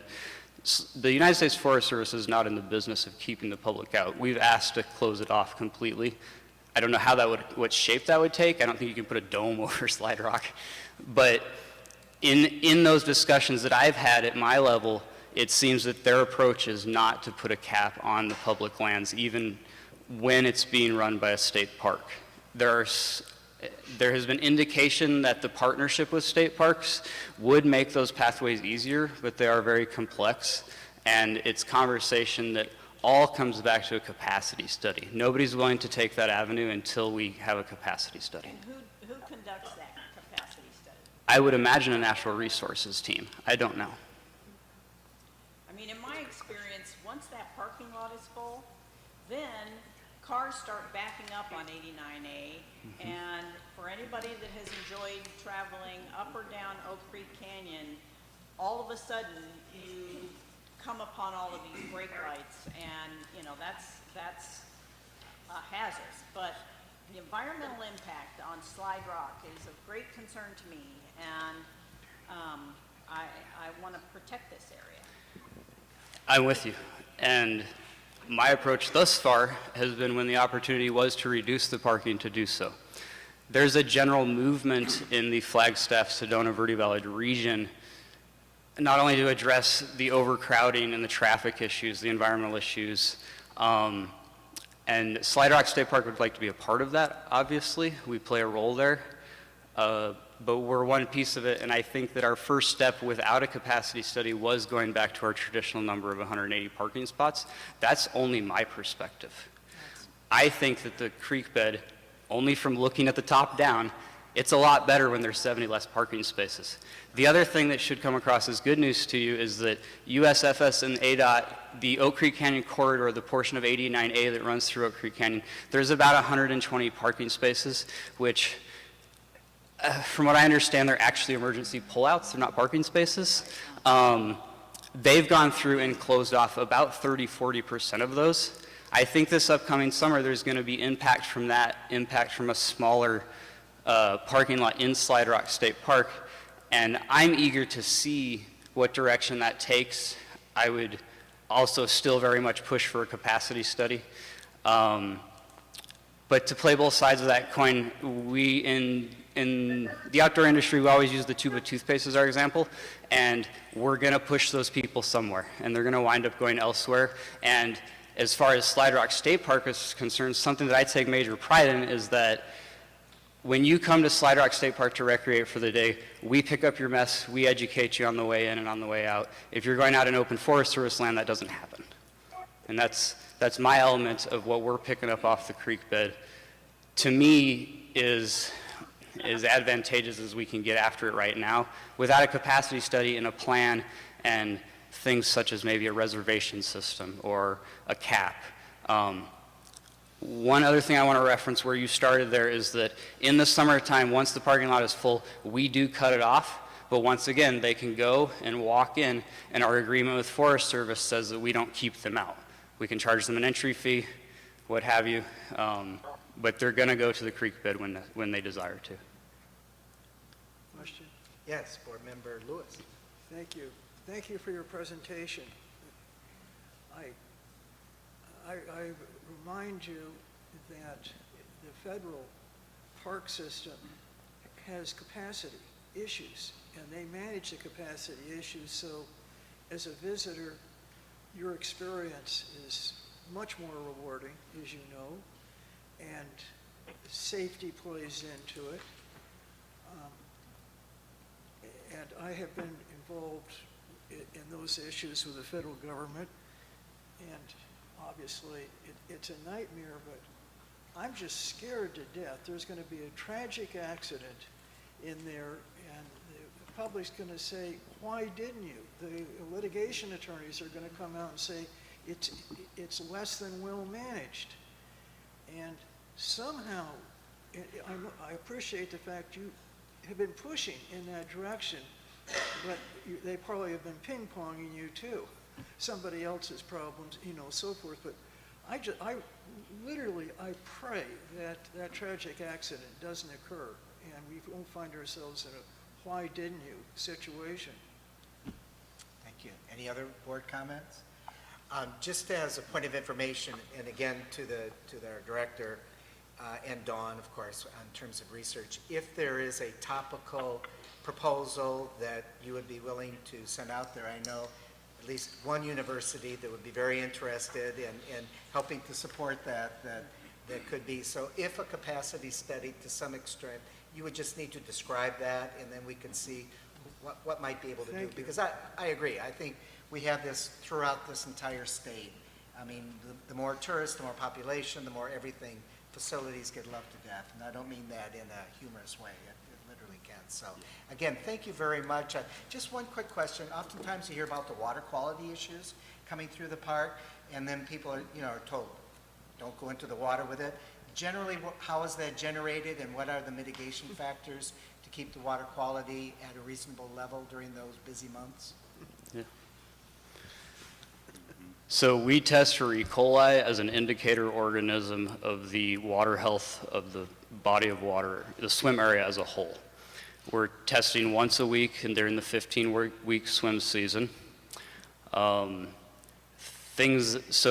our management plan is draw the sample, it incubates for 18 hours, so the following day, if we have something that breaches the threshold of 235 CFU, then we are going out and talking to every visitor and giving them a pamphlet with information about E. coli, what that indicates. In previous years, we did close the park for 24 hours, working with DEQ as well as Coconino County Health. That was changed to allowing the public to make an informed decision in that we were always testing yesterday's water. 18-hour incubation period, moving body of water. I am not whatsoever going to try and convince anybody in this room that 2,000 people in a half-mile stretch of creek bed is a good or a bad idea. That's not my play. But what I do want to impress upon you is that I said 235 CFU was the benchmark on a single sample where we've breached or violated, correct? I see those happen in the swim season on occasion. We do violate, we do go out and hand out our pamphlets and educate people on E. coli. When I see the highest E. coli spikes ever in the thousands, it is always the first rain after a dry period. Oh, interesting. And I've seen them breach the scale, 2,500 as opposed to the 235 I just spoke of. That's not me trying to convince you that Slide Rock is environmentally friendly or that it is, you can think it's a good or a bad idea, but the numbers that I've seen for 10 years say that there's a way bigger problem with the agriculture up top, the old septic systems in the canyon, and just the general fact that scat brings in E. coli, and once it's stirred up, it comes up. That's when I see consistent high E. coli numbers. My personal opinion is that E. coli should be monitored and correlated with turbidity. So moving body of water, once again, single samples that violate, that is what it is, and you can approach that with maybe capacity issues and what have you. But I see a correlation with turbidity. It's just not something that is accepted from the EPA's viewpoint. But I think as we move forward in the next even potentially decades, I think that at some point in time we'll doing real live time using turbidity as the indicator as opposed to E. coli. Okay, good. Thank you. Appreciate the clarification. Any other comments? Yes, go ahead. Sure. Chairman of the board, real quick on the transportation and visitation, we as Parks is very active in that. I was in a meeting yesterday. It's a monthly meeting in Sedona, and we've got DPS, ADOT, Forest Service, council members, supervisors from the different counties and those type of things. They did a recent survey. They had a consultant come in. Sedona is trying to do a transit system. They've been working on this for years. Everyone wanted to blame Slide Rock for all the traffic. And the study did show we count for 10% on 89A. There's a lot of it going past us. I was there about a month ago. We had the DPS meeting there regarding traffic. And it took me 6 minutes to get out of our parking lot going right. I mean, it was just the traffic from Flagstaff and this type. Hank's done a tremendous job. I was up there on July 4th. We opened at 8. I got there at about 7:15. There was 40 cars lined up to the bridge, okay? He has put his staff through traffic school, so they're certified. They have a coning system. I mean, at 8:45, the gate was closed and they're flagging traffic. He came to me when I first started about the situation there, because I call it the overflow parking lot. Was it APS that built it? Yeah, APS cut out a piece of the historic apple orchard so they could do a fly zone. Years ago. Prior to Mr. Brochide, Right. it was a financial windfall for the state. Yeah. So they built this big parking lot, and again, I call it overflow. I think he called it employee. And he asked me the first thing, he says, there's too many people. And so we closed it off. So that was the big spot.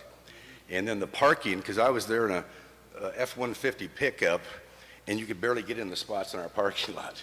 And they were the straight-in parking. And so it's time to restripe, and they're basically going to do the same thing. And Hank goes, we have a problem.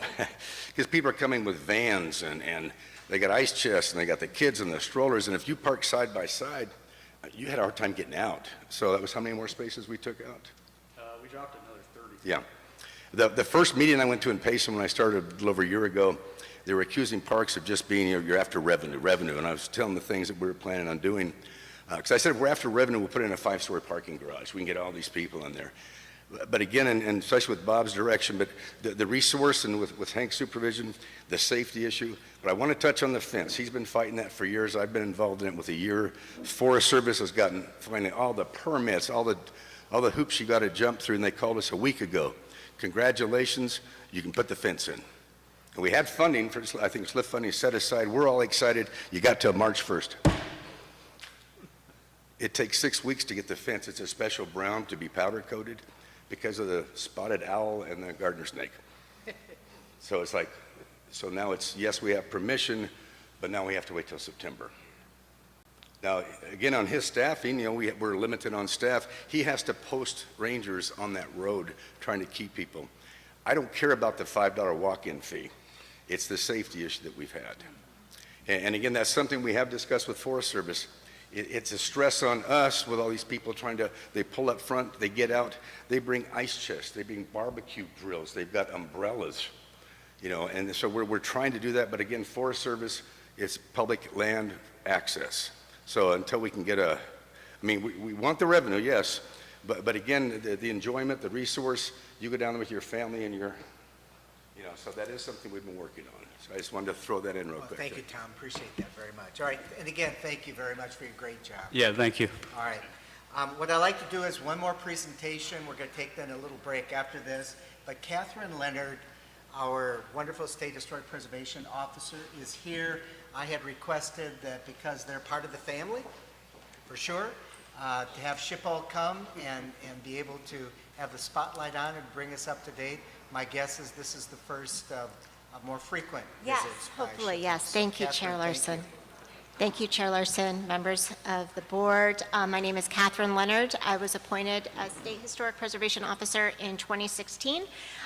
What I've prepared for you today is just a basic overview of all of the programs that we have at the State Historic Preservation Office, and be happy to take any questions. You may want to hold them to the end, but feel free if the inspiration strikes to just raise your hand and ask me a question. So, make sure that is working. What does the SHPO do? Okay, I get that question a lot.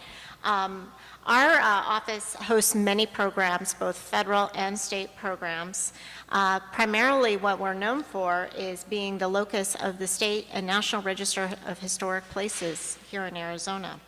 We also assist state agencies such as Arizona State Parks and the State Land Department with compliance with the State Historic Preservation Act, and we assist our federal agency partners with compliance with the National Historic Preservation Act. In fact, it was the National Historic Preservation Act that created the position of the State Historic Preservation Officer, one held in each state, appointed by the governor, to serve as the state branch of the federal preservation program. The National Historic Preservation Act actually predates the State Historic Preservation Act, National Historic Preservation Act 66, State Historic Preservation Act 82. We also manage what's called the Certified Local Government Program, which is a federal program that allows for municipalities to become certified through the National Park Service to perform the duties of a State Historic Preservation Office. We also administer 2 incentive programs, or actually it's 1 incentive program, but it benefits both residential and commercial historic properties in the state. And we also are the state arm of a federal historic tax credit program, and we certify projects for essentially their completion of the steps to receive federal tax credits. And then lastly, we have an education responsibility, and our premier education venue is our annual statewide historic preservation conference, which I know some of you have attended in the past, and we would love to see you this year in Tempe, Arizona in June. So I'm going to go over very briefly these programs. So who are we? This is us standing in front of our office, the 1893 Evans House, which for those of you who frequent ADEQ and Department of Administration, we're right there in the courtyard. We fit very cozily into the house. And again, anytime you are on the Capitol Mall, I encourage you to stop in and say hello and have a seat in our I wish I could say it was beautiful parlor, but it's cozy. I say our cozy parlor. It's still a state office building, so we've got that carpet covering our beautiful hardwood floors. There are 12 of us on staff, including 2 administrative professionals.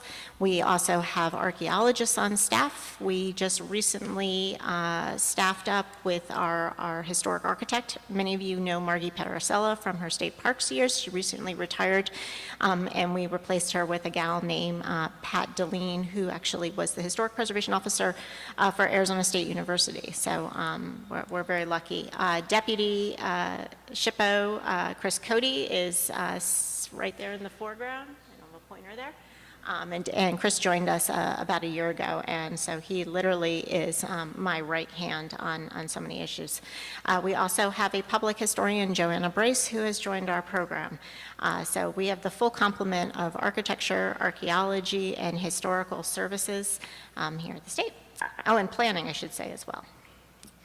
Okay, so as far as the National Register program goes, the National Register program has an advisory body that works with me to determine the eligibility of properties for listing in the register and to proceed with the listing process with the keeper of the National Register.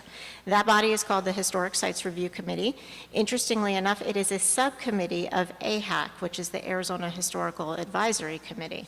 So the Historic Sites Review Committee is comprised of 9 individuals who essentially draw from the fields of history, archaeology, architectural history, architecture, and we always have 1 member at large. And here is our current composition of the Historic Sites Review Committee. We also try to get a geographical balance in the committee. For instance, Jan Balsam is an archaeologist with the National Park Service Grand Canyon. She's actually the chief of science up there. And then also representing the north would be Carl Eberhard, who was the former historic preservation officer for the city of Flagstaff. From the southern part of the state, we have R. Brooks Jeffrey, who is a historical architect. We also have Terry Majewski, who is the chair of our committee, who is a historical archaeologist. We always have a standing member from the Arizona Historical Society, and right now that would be former executive director Ann Woolsey. And then rounding out our committee, we have Doug Kupel, a historian and archaeologist from Phoenix, John Southard, who's the historic preservation officer for the city of Tempe. John Jacquemart is our member at large. He's a very talented public historian. And Don Ryden, our vice chair, is a historical architect practicing here in Phoenix. So this year, properties that were listed in the National Register, I'd say our banner property was the listing of the O'Connor House in Tempe, Arizona. That was a project that was initiated by my predecessor, Jim Garrison, some time ago, and then abandoned when the Park Service had said that it did not qualify for listing in the National Register because it was a moved property, and also it was a property for which the historical personage drawing significance was still alive. And I said, well, that's nonsense. This is Justice O'Connor. She is a great source of pride for our country and for the state of Arizona, and this house is exceptionally significant. And so I'm very proud to say that our office picked up that nomination, and we were able to get that listed last year. We also listed a sizable district in Phoenix, the Pearson Place Historic District, just south of Camelback between Central and 7th Avenue. The Celebrity Theater in Phoenix, which is more of a modern construction. The Jefferson Hotel in Phoenix, which is also called the Barristers Building over on Jefferson Avenue. Is it Washington? No, it's Jefferson. That building is currently being rehabilitated for, I want to say, apartments. No, condos. Of course it is. Yes.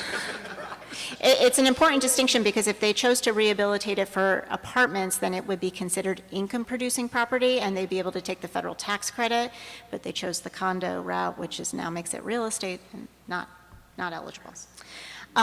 We did not work on this nomination, but our partners at the Coconino National Forest and National Park Service worked on this in partnership, and it is a super cool National Register nomination, and that would be the Sunset Crater Cinder Lake Apollo Mission Testing and Training Landscape Historic District in Flagstaff. And this was a very I did not know this aspect of Arizona's history, but essentially, in order to train the astronauts for the Apollo mission, they simulated a moonscape in northern Arizona, like literally like moved rocks around and denuded vegetation so that they could run the little rover and they could collect specimens in their big spacesuits. And it's just a fantastic nomination, and it still reads as a moonscape up there and is being preserved by the Forest Service and the National Park Service as such. It's phenomenal.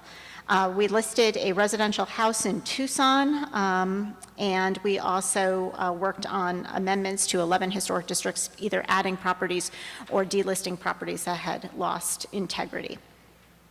Another board that or another commission, I should say, that our office works with is the Governor's Archaeological Advisory Commission.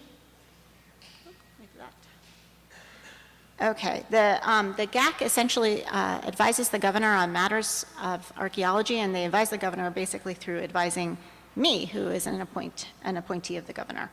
GAC membership is appointed by the governor's office, as opposed to the Historic Sites Review Committee membership, which is appointed by me. It, by statute, comprises representatives of state and federal government, tribes, museums, and the interested public. Meetings are held quarterly. We have a meeting coming up tomorrow, actually. Is it on here? Yeah. Oh, that's 2019 meeting date, sorry. We have a 2020 meeting date of tomorrow. Our roster, again, we try to achieve geographic diversity. So we have Ian Milliken, who is the chair of our committee. He is coming from Pima County. He actually works for the county. Our vice chair is former ADOT archaeologist Ruth Greenspan. Sarah Herr is a small business owner archaeologist, also from Tucson. Chris Watkins is an archaeologist, Central Phoenix. Tom Wilson is from the Mesa Museum of the Southwest. Margaret Hangen is an archaeologist from the Kaibab National Forest. Lauren Jelinek, archaeologist with Bureau of Reclamation. Dave Salgi is an avocational archaeologist, member of the public who works with our Site Steward program. And Raylan Williams is an archaeologist who works with Raylan is with the Gila River Indian community. You may have heard GAC has been in the news lately. We were up for a sunset review this year. We had previously had authorization for a 2-year a term of service.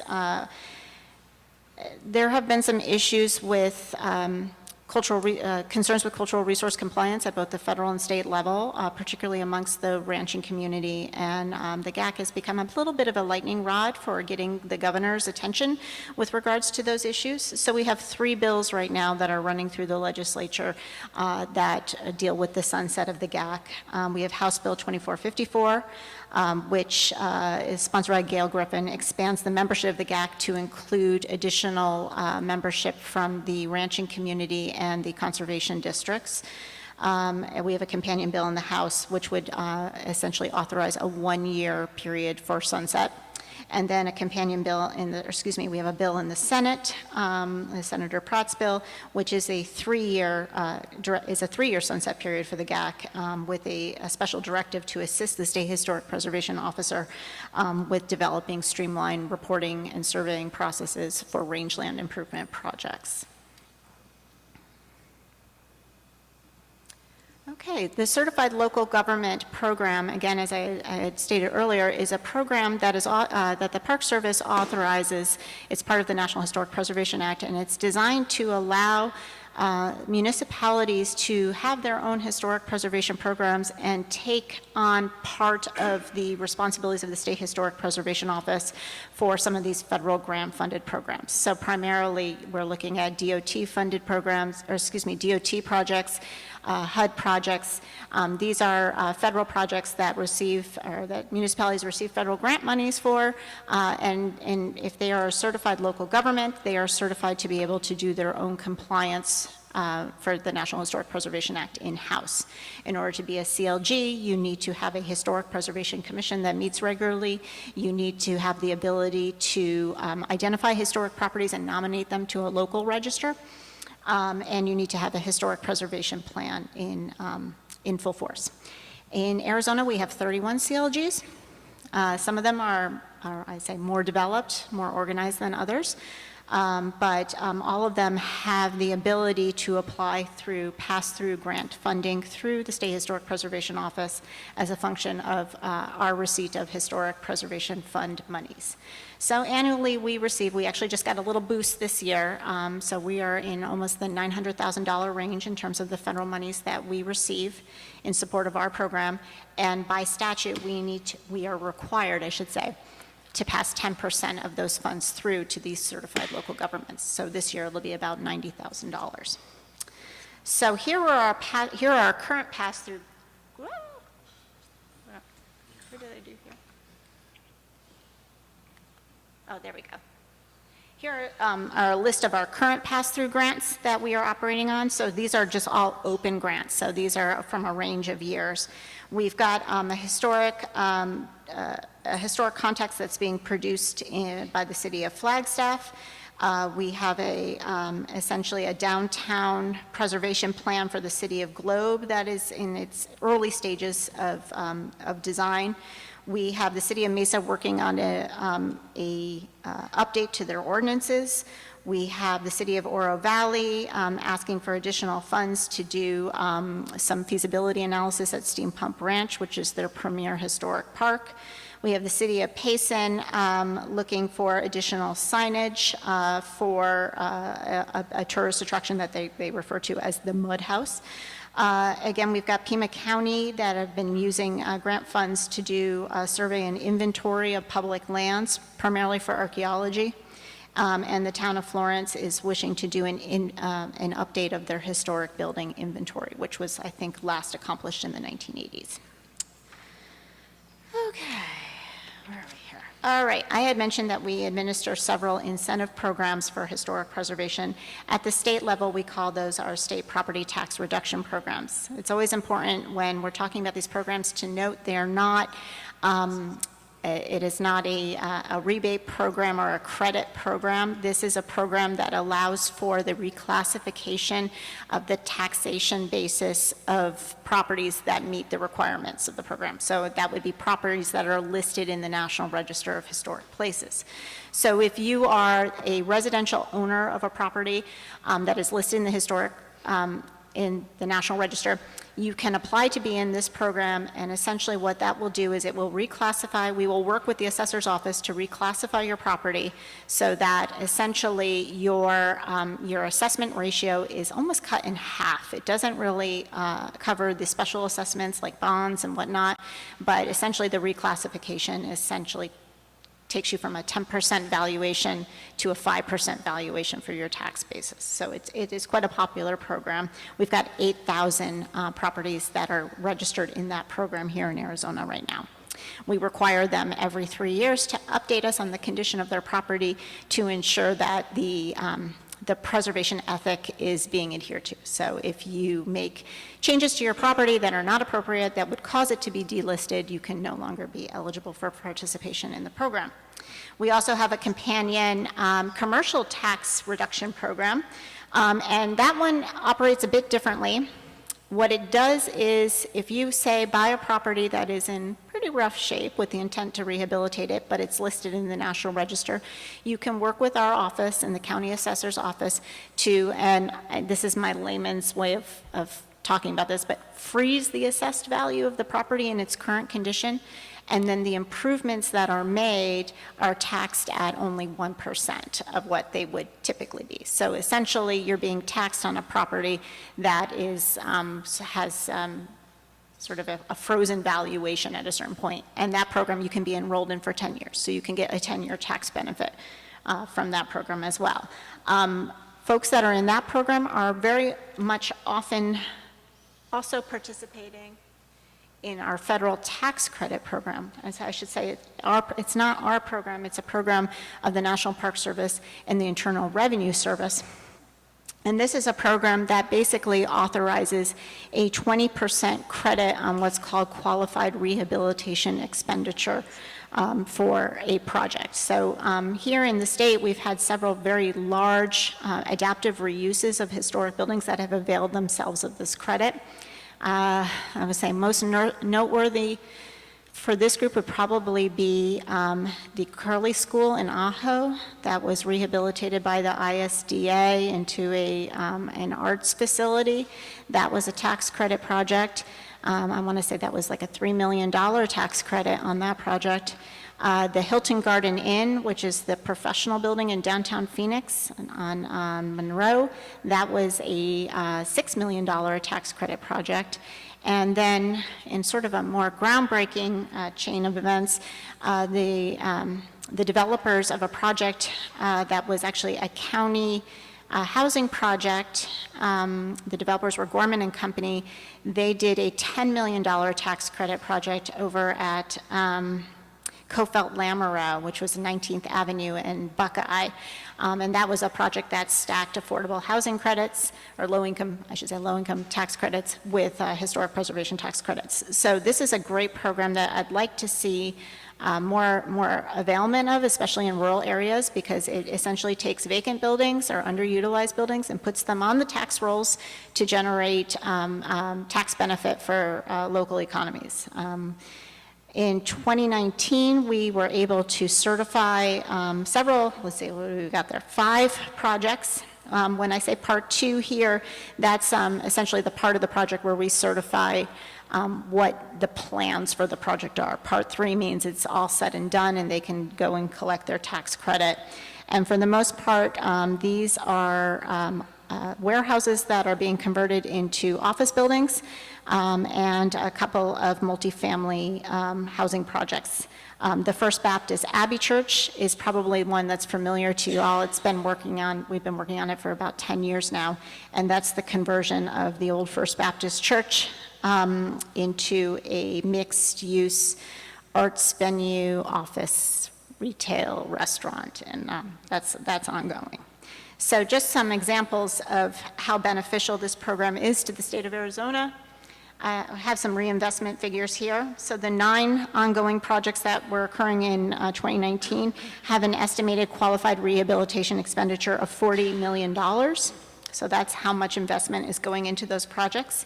And then the Park Service does their own evaluation of impact, and based on that $40 million, they project that the job creation is 776 jobs, 86.5 million in terms of economic impact, which would be both through jobs and through material costs and construction costs, and 70.1 million impact in terms of restoring vacant buildings onto tax rolls. So a really great program that our office is a part of, and a lot of folks don't really know that.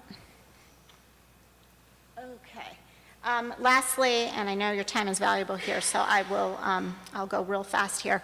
When I first became SHPO, we really struggled with budget and staff cuts, and education just really wasn't where it needed to be with our program. We did always maintain our visibility through our annual conference, and that was our premier conference, and we continue to do so. We have been offering this conference since 2003, and since 2003, we have grown from a conference that maybe had 40 or 50 professionals attending to a conference that now boasts between 350, almost 400 individuals that attend this conference and draw not just from the professional fields of municipal planning, archaeology, architecture, and history, but also we get quite a few members from the general public and policymakers who enjoy coming to this conference just because of the variety of topics that we discuss. In 2019, we did have over 400 attendees from 47 municipalities, and we also get folks that come from other states to kind of spy on our conference and see what we're doing and take away some best practices.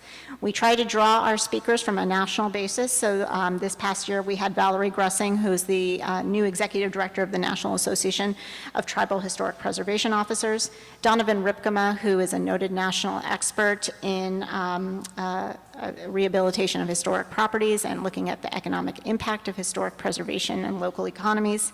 And then on the state level, we, of course, are always happy to have Kimber Lanning of Local First Arizona help us figure out better ways to integrate historic preservation into local and rural economies. So At our conference, we like to give out awards. Our awards are given out by the Governor's Archaeological Advisory Commission, and then also we give what's called the Governor's Awards and Governor's Heritage Preservation Honor Awards. And those awards are selected. It's a panel comprised of myself at the SHPO, and our colleagues at the Arizona Preservation Foundation, our colleagues at the Arizona Archaeological Council, and the Governor's Office, of course. And so here are our awards from last year. Feel free to ask me about any of them if they strike your interest. This year, our conference is going to be held June, I believe it's, I'm gonna get the dates right, I wanna say it's like 15th or 17th. In Tempe, Arizona at the Doubletree Hotel there at the corner of Broadway and Priest. I think it's Broadway, yeah, Broadway and Priest. And our theme this year is Preservision 2020. How to do it, right? This is the 2020, so. We are currently in the planning phase right now. Different this year, we've initiated a full-blown partnership with the Arizona Preservation Foundation as our fiscal agent for the conference. So that is sort of a new model for us, but it gives us a lot more, it creates, gosh, how do I want to say this? It makes us a little bit more limber in terms of how we can operate a conference, pay conference planning fees and whatnot. So that's sort of new for us this year. Also new for us this year is a partnership with a initiative called Project Archaeology. I don't know if all of you have heard of Project Archaeology. It's been around for a while. It was a partnership between the U.S. Forest Service, the Bureau of Land Management, and the University of Montana, and it was to create a curriculum that could be essentially piloted in elementary classrooms, and then it could bridge the gap between the classroom and public land education and environmental education on public lands. It's a great program. We've never fully had support for it here in Arizona, but what I had started to realize as we had been working on our educational programs is we had never really tried to develop an initiative that at the very, very early ages of childhood development, or say education, really instilled the values of stewardship to the children of Arizona. And so I had talked with the Bureau of Land Management about potentially helping sponsor bringing this program back into Arizona. They were very enthusiastic about it. And so right now our Site Steward Foundation, which is the nonprofit foundation that supports the work of the State Parks Arizona Site Stewards, is basically the new home of Project Archaeology. They are well poised to be writing grants. In fact, they've already written several grants, I believe, to the Humanities Council. And there's one more grant to it's the Arizona Association of History and Archaeology. It's in Southern Arizona. To essentially buy curricular materials to start training teachers on the Project Archaeology curriculum. They've already trained, had one master training class in Montana, so there are now 5 folks that are trained to be master trainers. And we've done additional training at the Site Steward Conference this past November at the Grand Canyon, and they're doing their first teacher training, I believe, in the month of March. We are very excited to see how we can further support the missions and goals of Project Archaeology. And I think with that, lastly, as a state historic preservation office that is seeking funding through the Historic Preservation Fund, we are required on a 5-year basis to submit an annual State of Arizona historic plan to the National Park Service. And this past year in 2019, that was our plan update year. So we did submit that this year, and a good bulk of our year was spent toward working on this plan. I've essentially provided what the 4 goals are. Well, we have 2 broad goals, effective management of historic resources and creating an informed and supportive constituency. And then tearing off of those broad mission or goals are the 8, I should say, goals that tear off of that. And I've kind of provided you a synopsis there. And that's what I have prepared for you today. I don't know if you have any questions for me, but it's been a pleasure to come here, and I'm looking forward to providing you updates on a more regular basis. Oh, thank you so very, very much, Catherine. That was really First of all, any comments from board members?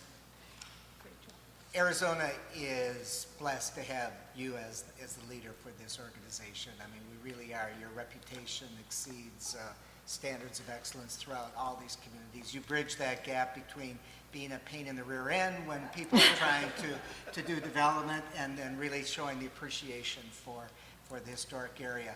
And certainly we wish you well as State Parks that this current Heritage Alliance funding proposal that hopefully will put money in your respective coffers to promote and generate more preservation will be successful. Yes, for years we had the benefit of the Heritage Fund, and that really did serve as the premier public source of investment in historic preservation in Arizona, and many of the public buildings in Arizona that we enjoy today are a result of Heritage Fund projects. And the bill that passed last year does provide a role for the State Historic Preservation Office in administering the historic preservation focus of that grant, which currently does not have any money attached to it, but should it have money, again, we will be poised and ready to work with our communities on getting those projects queued up. And then also with your conference coming up, if we could get the information on that, because I suspect several of us might want to. Oh, absolutely, absolutely. We are still in the planning phases. Registration just opened last week for the conference, but I will make sure through the director to get you guys information and actually get you all on the mailing list, both the email mailing list and the physical mailing list. All right, thank you, Catherine, again. All right, Thank you very much. you. Really appreciate it.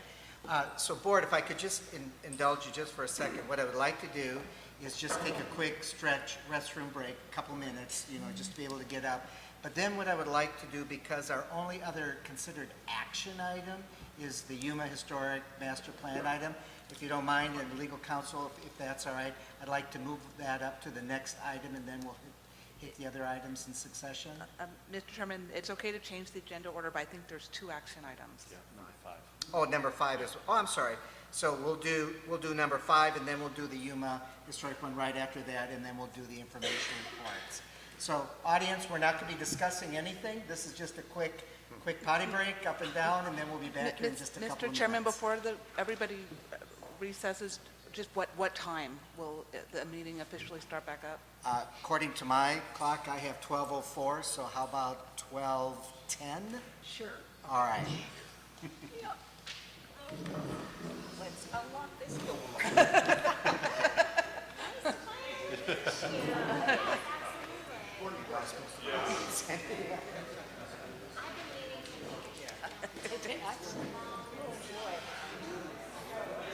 Yeah, I kind of planned that this was not going to be a before lunch. Yeah, no, you go. You better get 2 o'clock. Oh, I thought you meant like go there. I'm like, no, don't let me keep you.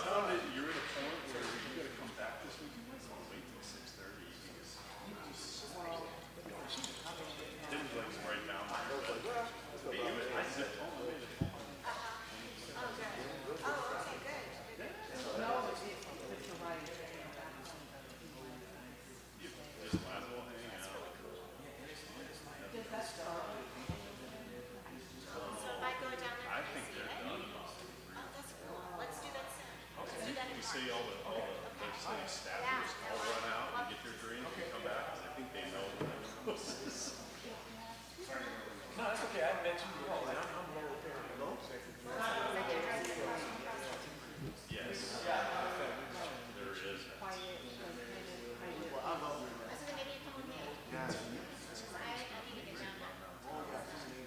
And even the city there's nothing off of the main capital that you can go in, and the food trucks are it's been great.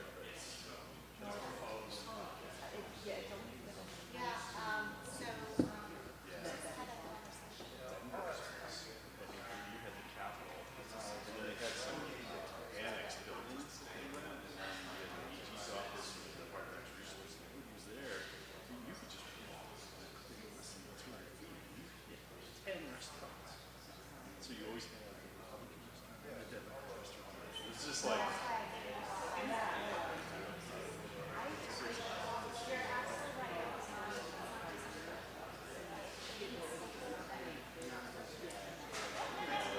keep the buildings, or are they going to sell the buildings? And then are they going to rebuild it? Kim's got that little cafeteria. That's right. So like, yeah.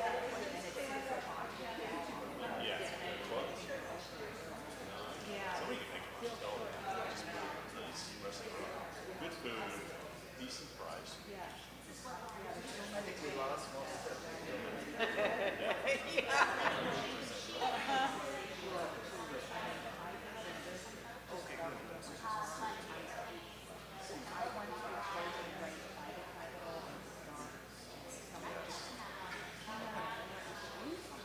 Scratch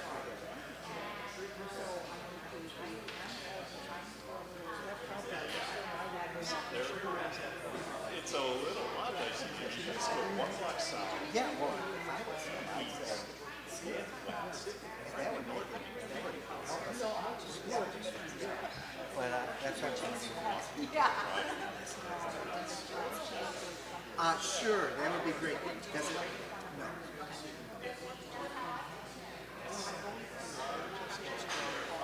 He brought up some new one or two if you would. Thank you, Dawn. Hey, if a capacity study is of interest, let us know.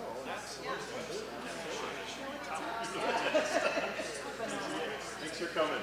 Appreciate that.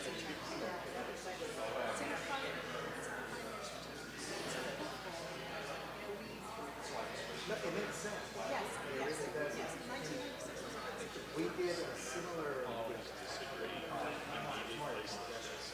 It's just whether the board should own somebody else. I mean, if they get clean for grants, it's just that you see what it's getting rid of.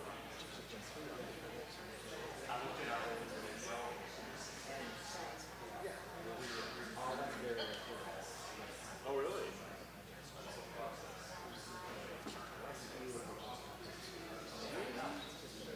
So in the water,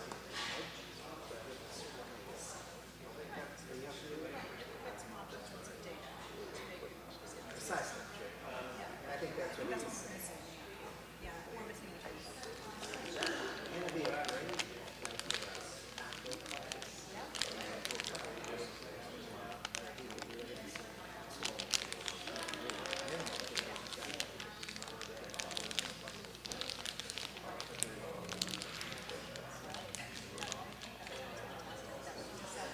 If you want to just write it up.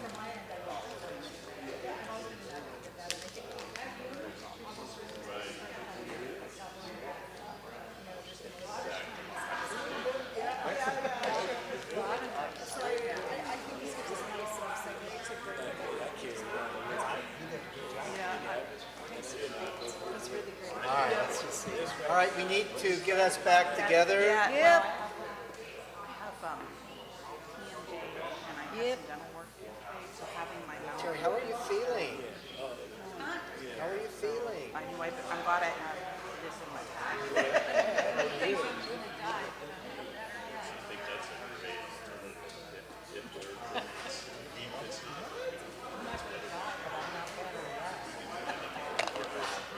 Show on the road, yeah. When we get time, I'll tell you right there. Yeah. Yeah. Well, okay, that's in your neck.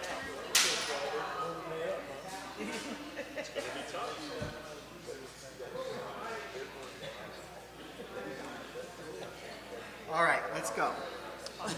Let's go. Back Keep to our- work. Keep our legal counsel happy here. Let's go. I think it's just like, you saying yes, it's just like you're saying yes to it. First of all, in order to make sure that we have a quorum, if you don't mind, I would like to just take a quick overview to see if the board members are on the phone or not. So if you want to just do roll call one more time, since we have 2 action items that are going to be considered. Dale Larson. Here. John Sefton. Here. Lisa Atkins. Debbie Johnson. Warren Lewis. Here. Sean Orr. Here. Terry Palmer. Here. You have the floor. All right, thank you very, very much. So with that, an item number 5, the discussion and consideration of action to approve the funding for the 2020 Land and Water Conservation LWCF grant applications. Mickey Rogers. Mr. Chair, members of the board, the Land and Water Conservation Fund provides matching grants for acquisition and development of public outdoor recreation facility. All LWCF funding projects require a minimum of 50-50 match. Arizona State Parks opened a competitive cycle in October of 2019. To date, there have been 2 projects that have been submitted. One is Project Arizona State Parks is requesting funds to do a statewide boating and watercraft survey. This survey will help state parks and Game and Fish to set priorities and resource allocation as it relates to boating. This will also help with our next state comprehensive outdoor recreation plan. The request is $100,000. The second project is for Pinal County, which will be developing a regional park. I believe it's the first park of 498 acres to include hiking trails, rock climbing, equestrian use, picnicking, camping, and also it will be in the Peralta region of the Superstitions. It's a fantastic area for a regional park. And they have an aggressive plan to have this done within a year. And their request is $2,051,203.50. AORC and staff recommend fully funding this project also. I'd be happy to answer any questions you have, or Don Collins and Ken Taylor is on the phone if you have questions specific to the projects. All right, thank you.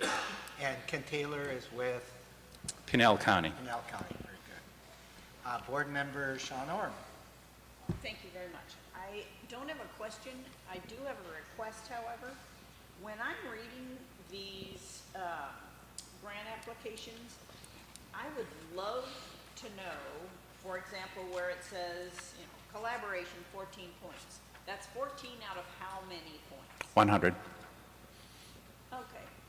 And is 100 the number everywhere? 100 is the maximum number of points you can get on these applications on this. Per for this- application. Yes. Okay, great. Thanks. That helps. Okay. Other comments or questions? Yes, sir. Oh, you're okay? Nothing else? Anything else? Or we can go right to the recommendation, motion? So the sheet, slide behind me shows the amount of money we have available in FY19. So we anticipate getting between $3 million and $5 million in FY20. So there'll be additional money for the Land and Water Conservation Fund program any month now. Okay. And just a comment before I ask for the motion for approval. I know it was stated earlier, not related to this, but certainly, even though the State Parks Agency is the conduit by which grant funds do come through, that certainly in no way deprives the state agency from applying for funds to be able to promote and foster the area. I mean, someone has to be that area, and historically this department has done that. So it's not as if there's somehow a conflict of interest with that, and certainly as a board we have every right to be able to create the oversight for what that happens. So anyway, Thank you. I would entertain a motion on this agenda item. So moved. Second. Okay. Yes, go ahead. I move to approve funding for the 2020 LWCF grant applications as follows. Arizona State Park statewide watercraft survey in the amount of $100,000,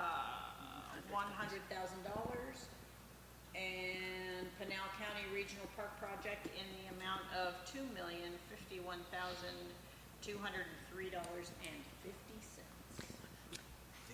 There's a motion on the floor. Is there a second?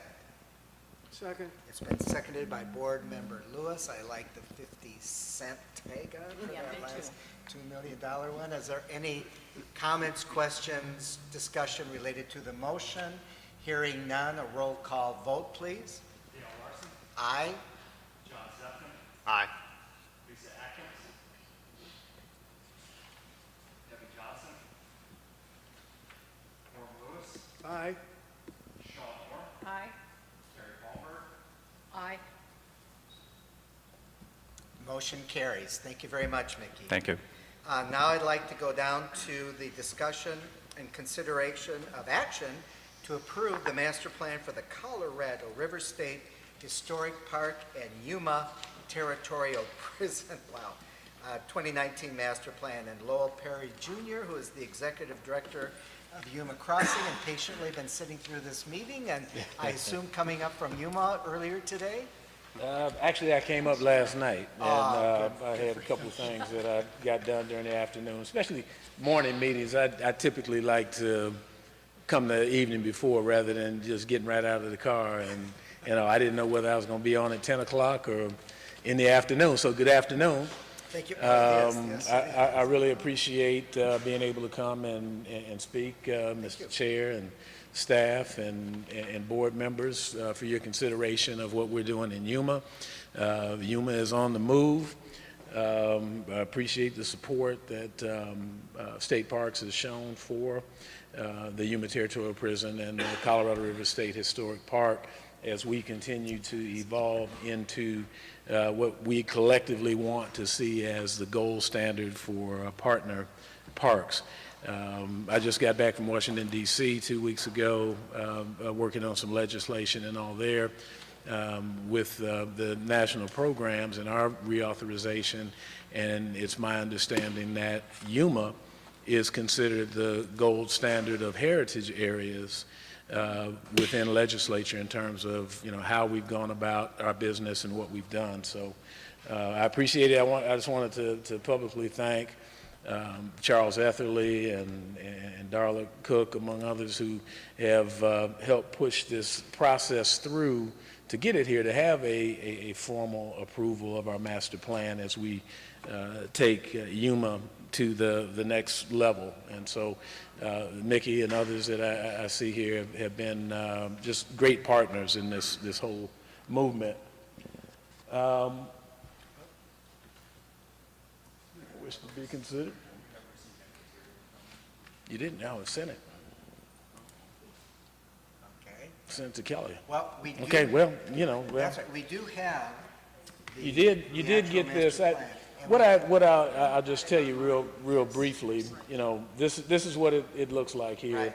We did send it electronically, and I guess we had a hiccup on getting a shortened version. I thought we did, and I actually I didn't bring my thumb drive either. I could give you that, but let me just summarize what I wanted to chat with you about.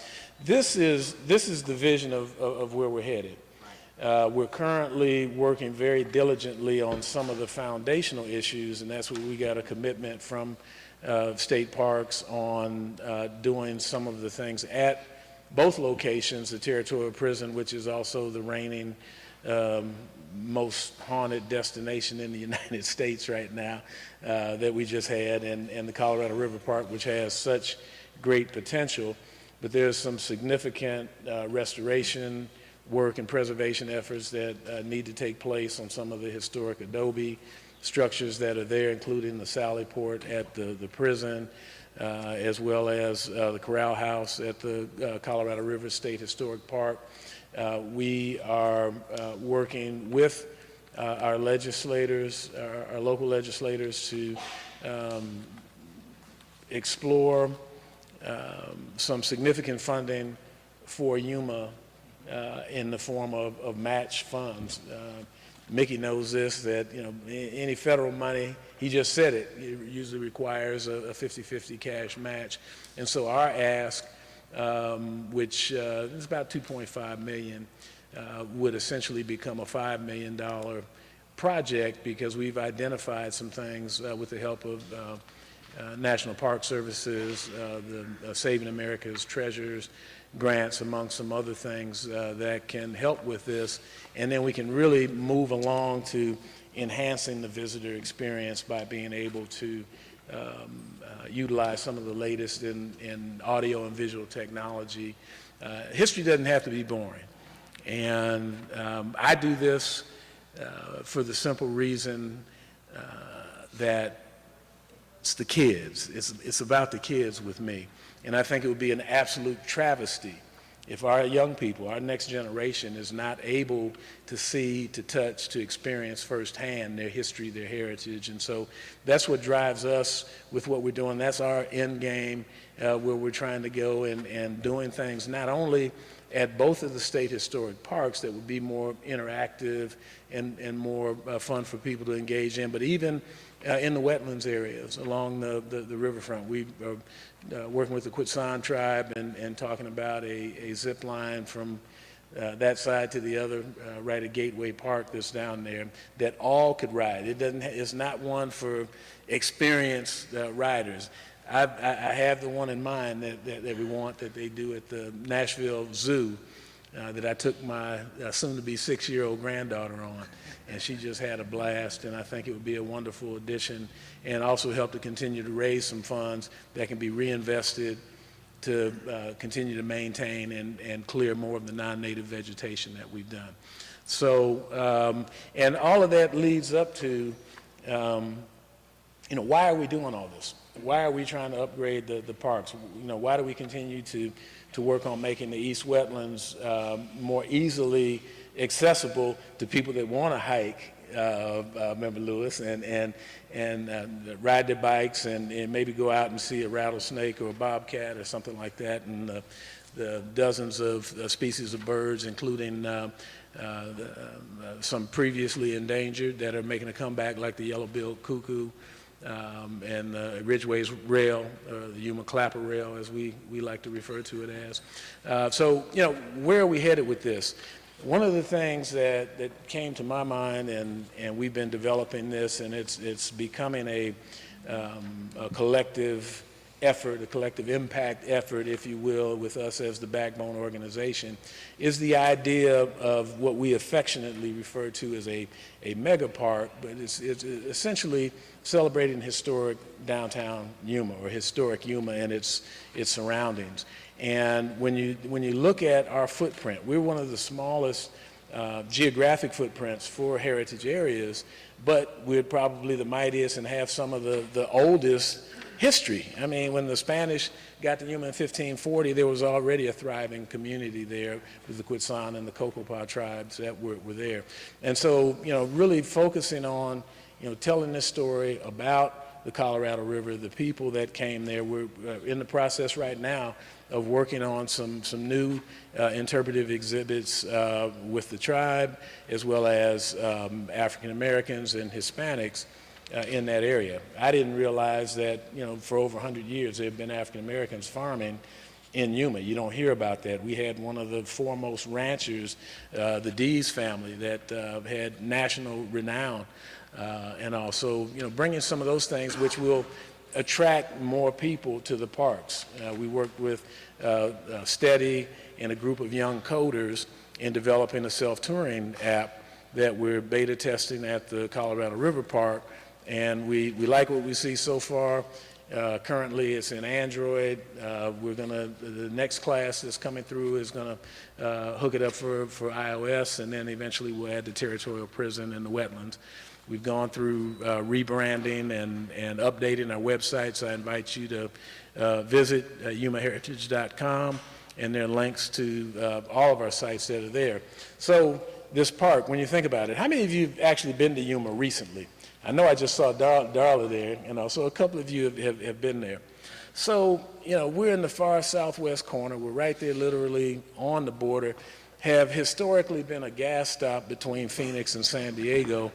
But, this work, with these state parks in the center of things, are driving Yuma toward becoming more of a destination where people have to come and stay.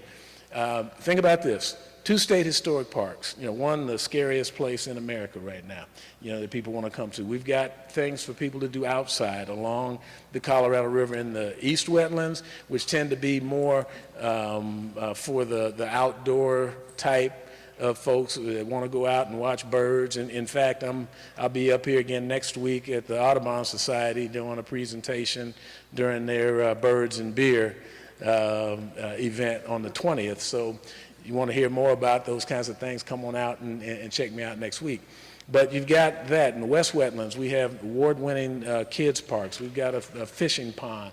There are trails that you can hike and you can meditate. The Playa Linda Beach we opened up last year, as well as the Gowan Company had at its annual summit over 500 people from around the world that planted over 700 trees and bushes and helped drag some new trails and all that are there. So you got that along the waterfront. We have our own version of downtown Disney, if you will, with the number of new bars and restaurants, and we've got art museums, we've got movie theaters. Right across the river is a casino, one of the Quitsan casinos. There's a cadre of museums that are there, like the Sanguinetti House and the Yuma Landing that talks about the first flight coming into Yuma, and a lot of cool pictures. And you've got 3 now hotels, and all of this within our footprint, our National Historic Landmark footprint, with these other parks along the way. So people have to come and spend a couple of days. And you can do all of this, as I said, reasonably walking it, except, maybe in July, August, September. You're probably not going to want to do it, unless you want to really get a good workout there, Member Lewis. So, but that's where we're headed. That's why we're doing these kinds of things, because we think there's enormous potential. I was listening to one of the presentations earlier, and I'm not weighing in one way or another. What was it called? Baus? That area, that's not too far from where we're at. I mean, it's north of us.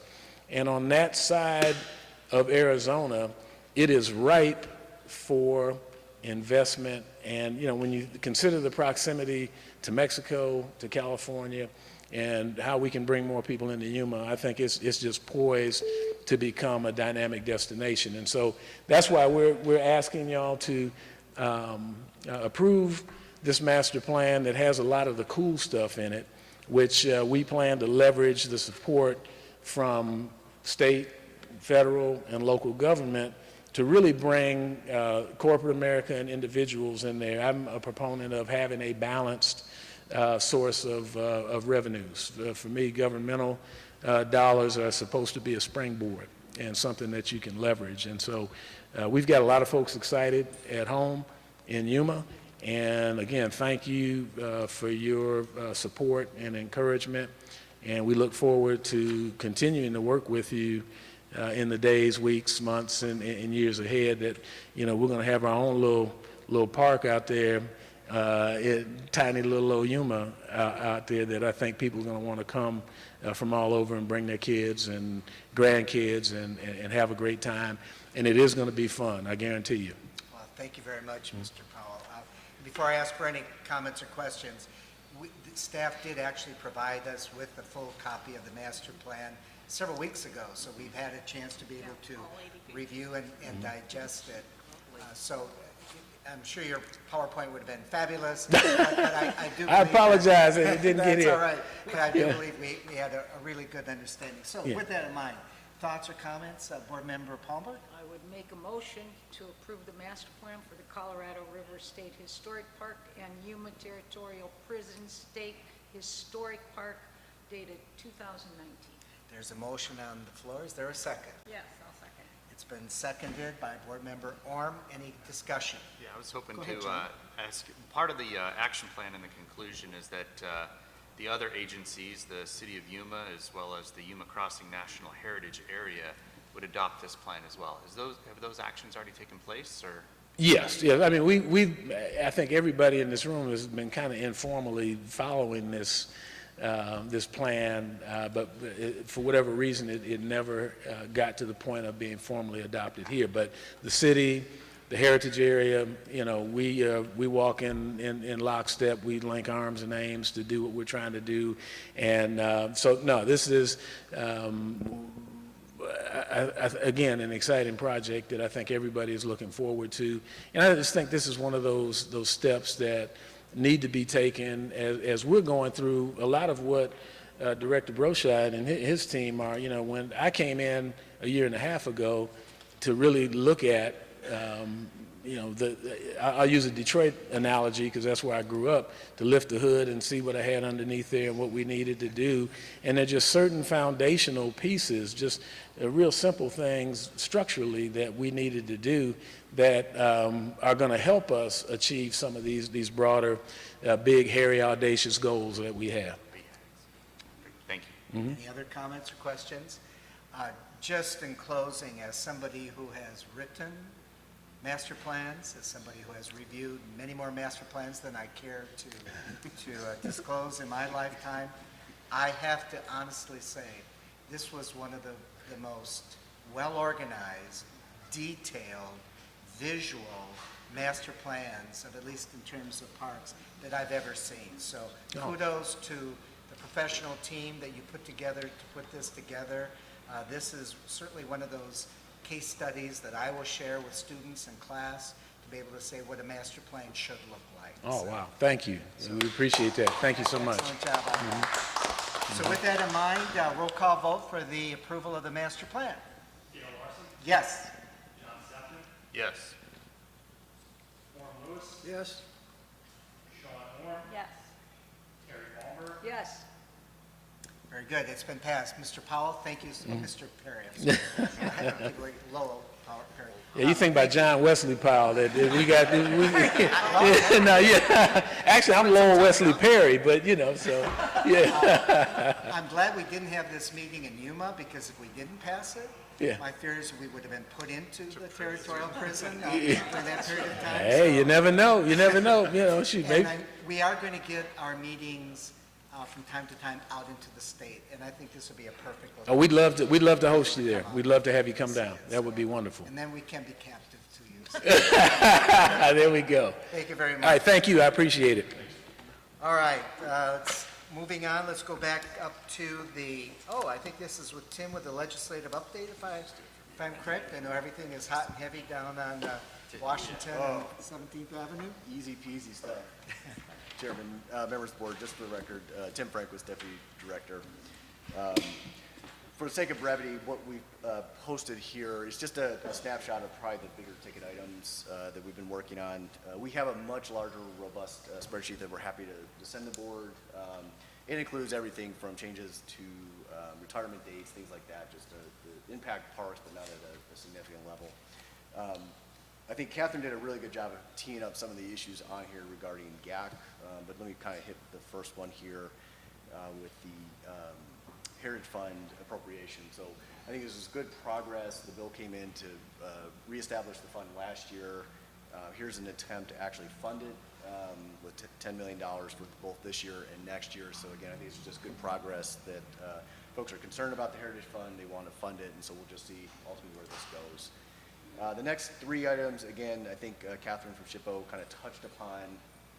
So I won't go into a whole bunch of detail. What you can see here is continuation for the Governor's Advisory Council, Archaeological Council.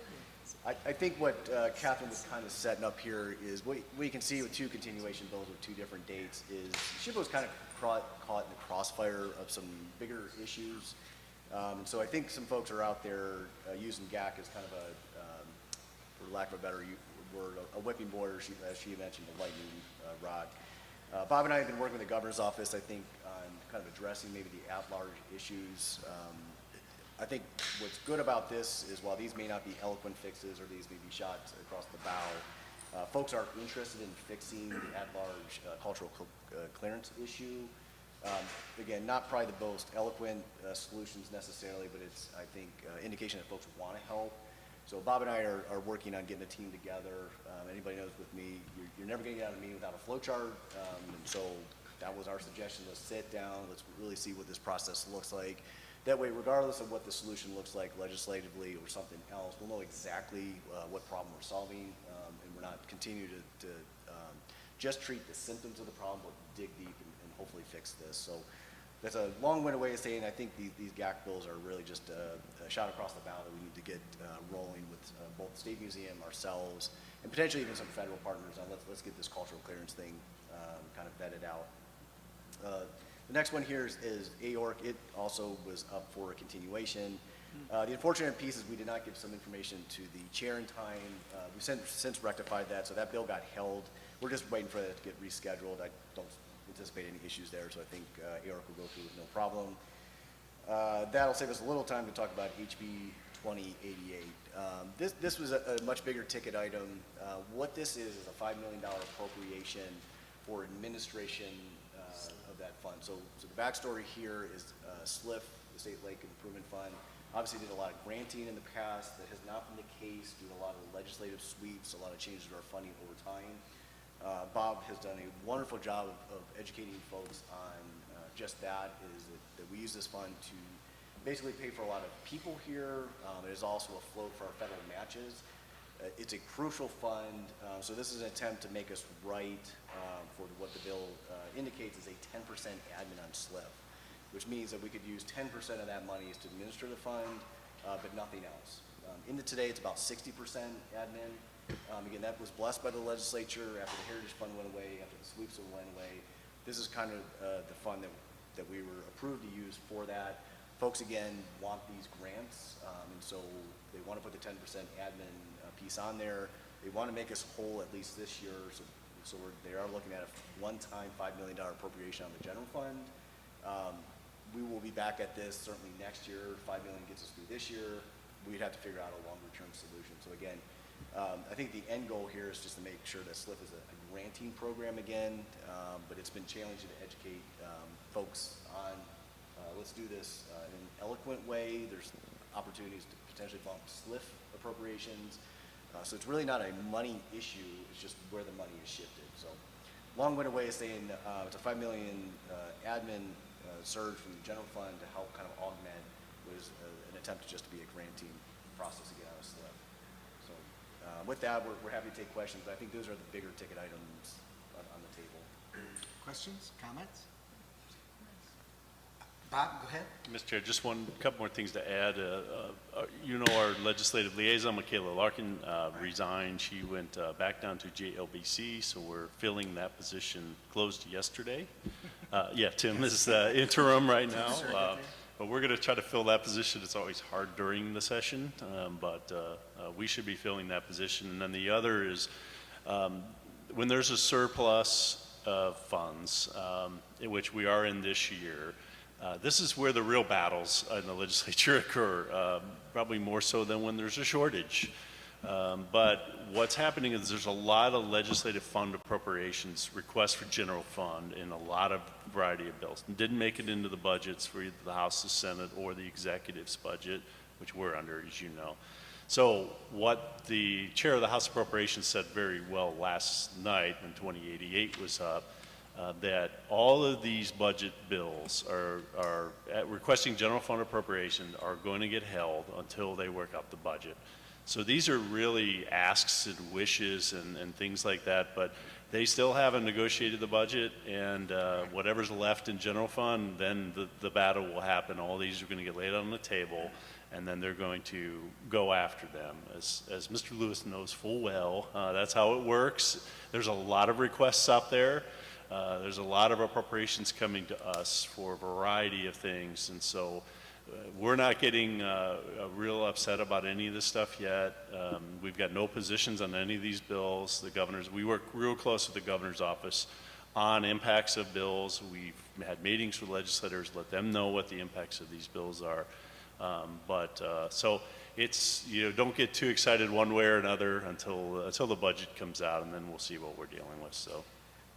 I do have a little bit of a concern on the last item with the SLIF funds. I think that's, from my personal view, the one that if it isn't approved, I mean, you're in a world of hurt in terms of administering SLIF grants out, because you are the conduit by which those funds are. So not asking if there's something we can do to help support your re-messaging and your re-storytelling of the importance of this agency administering those grants, but certainly somewhere there's been a disconnect, I guess is the best way to put it, between certain legislative groups and then the ultimate thing. So, I mean, if you don't get that $5 million, it's going to be a huge, huge handicap for you. Yeah, and like Tim said, this is a one-time appropriation. After next year, now what do we do? So, we've got plans in place. Luckily, I think Kevin will show you next within the budget. We're doing well with revenue. But all those things you said in addition to with SLIF, which is was brought up with OHV funds, is, this is kind of the aftermath of that, of pulling that money internally. But for people, for match that Tim mentioned, but also for our capital projects. A couple $1 million is out there on the ground now, SLIF-related projects. So yeah, we're watching this one very, very closely, but also having plan, B and C, just in case this goes. So. Well, again, take advantage. I mean, if there's anything we can do individually or to contact, we certainly are here to support. Yeah. Mr. Chairman, I think, not just once a month that we can do this during the session, but as you know, as bills break, as votes occur, that I think particularly these are probably the most important things that we're watching right now, that we'll update you immediately, either through email, or if we have to have an emergency board meeting to get a position from you all on a bill, we can also do that. But I want to keep you guys as informed as possible as where we're going. Okay, so. Thank you. Any thoughts, comments to it? Thank you very much, Tim. And certainly in terms of ARC, I mean, John wouldn't have another meeting to go to. Going by the wayside. So, all right, saying that, Kevin, you're going to come up and talk about the budget. Thanks, Tim.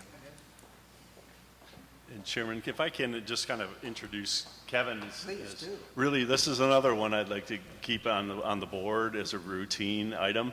But I think Kevin's going to stay high level and kind of run through those funds, at that sort of level. And then hopefully we can solicit feedback from you all. If there's something you want us to take a deeper dive into, that we can do that at the next meeting. Our budgets are complex, as you know. There's a lot of moving parts. But I think Kevin wanted to just kind of do this introduction, and then let's see what you guys really want to hear at the next meeting. In addition to an overview, I think is great, but if you want to dive into a fund or you want to dive into a line item, then we can get prepared and then come back to you. But sort of get in this routine mode of keeping you informed of the budget. Thank you. Okay. Mr. Chairman, members of the board, I'm Kevin Brock, Chief Financial Officer. And so, yes, our objective is to give you a mid-fiscal year view of the financial status of the agency. What we have on this first chart is an overview of the fund balances for our three key funds in the agency. In the upper left-hand corner, we have the acronym SPRF. It's our State Park Revenue Fund. This is the primary fund that receives all of the user fees and camping fees, boating fees at our parks throughout the state. You can see that our total fund balance as of the end of December was $27.6 million, which is favorable to the plan that we had, which for mid-year was $20.4 million. One of the key reasons that we are that favorable right now is that of that $27.6 million, there is actually $11 million of that is already committed to prior period capital projects that are underway that have been approved. On the right-hand side, you will see the SLIF fund that we've just been talking about. You can see the current balance as of the end of December was $4.3 million. Again, that was favorable to the plan for mid-year of $2.9 million. But Of that 4.3 million, 3.6 million of it is committed to prior approved projects. So with less that already committed portion of the fund, there is just under 700,000 that is not committed. So this is, as you pointed out, is important to all of our operations in the agency. Bottom left-hand corner, this is the off-highway vehicle fund. As of the end of December, the fund balance was 8.9 million, but of that 8.9 million, 7.7 million of it is committed to grants that have already been awarded at this point. Just as a visual, on the bottom right-hand corner, you can see a pie chart that will show you for all of the operating costs that come out of our SLIF and our SPURF funds, which operates the parks and the administration. You can see that about 70% of our funds is for personnel costs. That's salaries, that's benefits for the people that work here and in the parks. And almost just under 30% is really the majority of the operating expenditures. Really water, electric, waste removal, those are the just the ongoing operating costs of the parks throughout the state.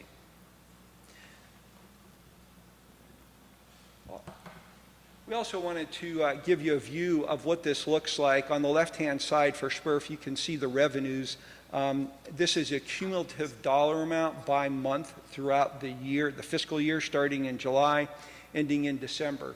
So we had the blue bar is the plan, the dotted line is our actuals. Our plan for mid-year was to be at 8.5 million. We have exceeded that by almost $1 million. We're at 9.5 million right now. On the right-hand side, again, blue bar is the plan, dotted line is actuals. Our expenditures we've kept below the plan. Plan for mid-year cumulative was 8.2 million, and we are at 6.6. This is the revenue and plan comparisons or expenditure comparisons for SLIF. You can see on the left-hand side the revenue and the actual and the plan are both at right about 4.5 million where we anticipated being. On the expenditures for SLIF as well, we are right on plan where we anticipated being about 4.2 million. And finally, our off-highway vehicle fund. On the left-hand side, the revenues, again, mid-year through December now, we are right on plan at about 1.6 million.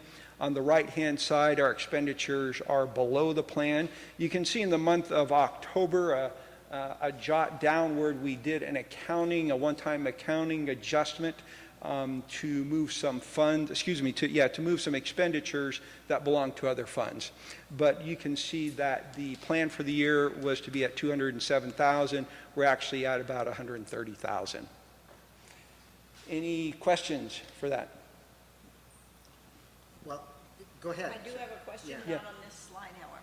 Okay, But go- so if you do. Should I go backwards? No, let's just, if you don't mind, because we Sure. had the issue earlier on the OHV fund. So Yeah. it was commented that those funds, if they're not spent, can be taken away or gone.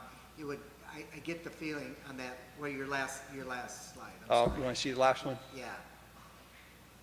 So if the actual is so much less than what is being planned for, what are the assurances, of any, that those funds can be utilized in the future, whether it's for BOUS or anything else for that matter on this? So this chart that you're looking at for these expenditures, these are operating expenditures only. These do not include the grant funds. This is just showing the ongoing salaries and other administrative costs that come out of that fund. And again, the plan is at 200,000.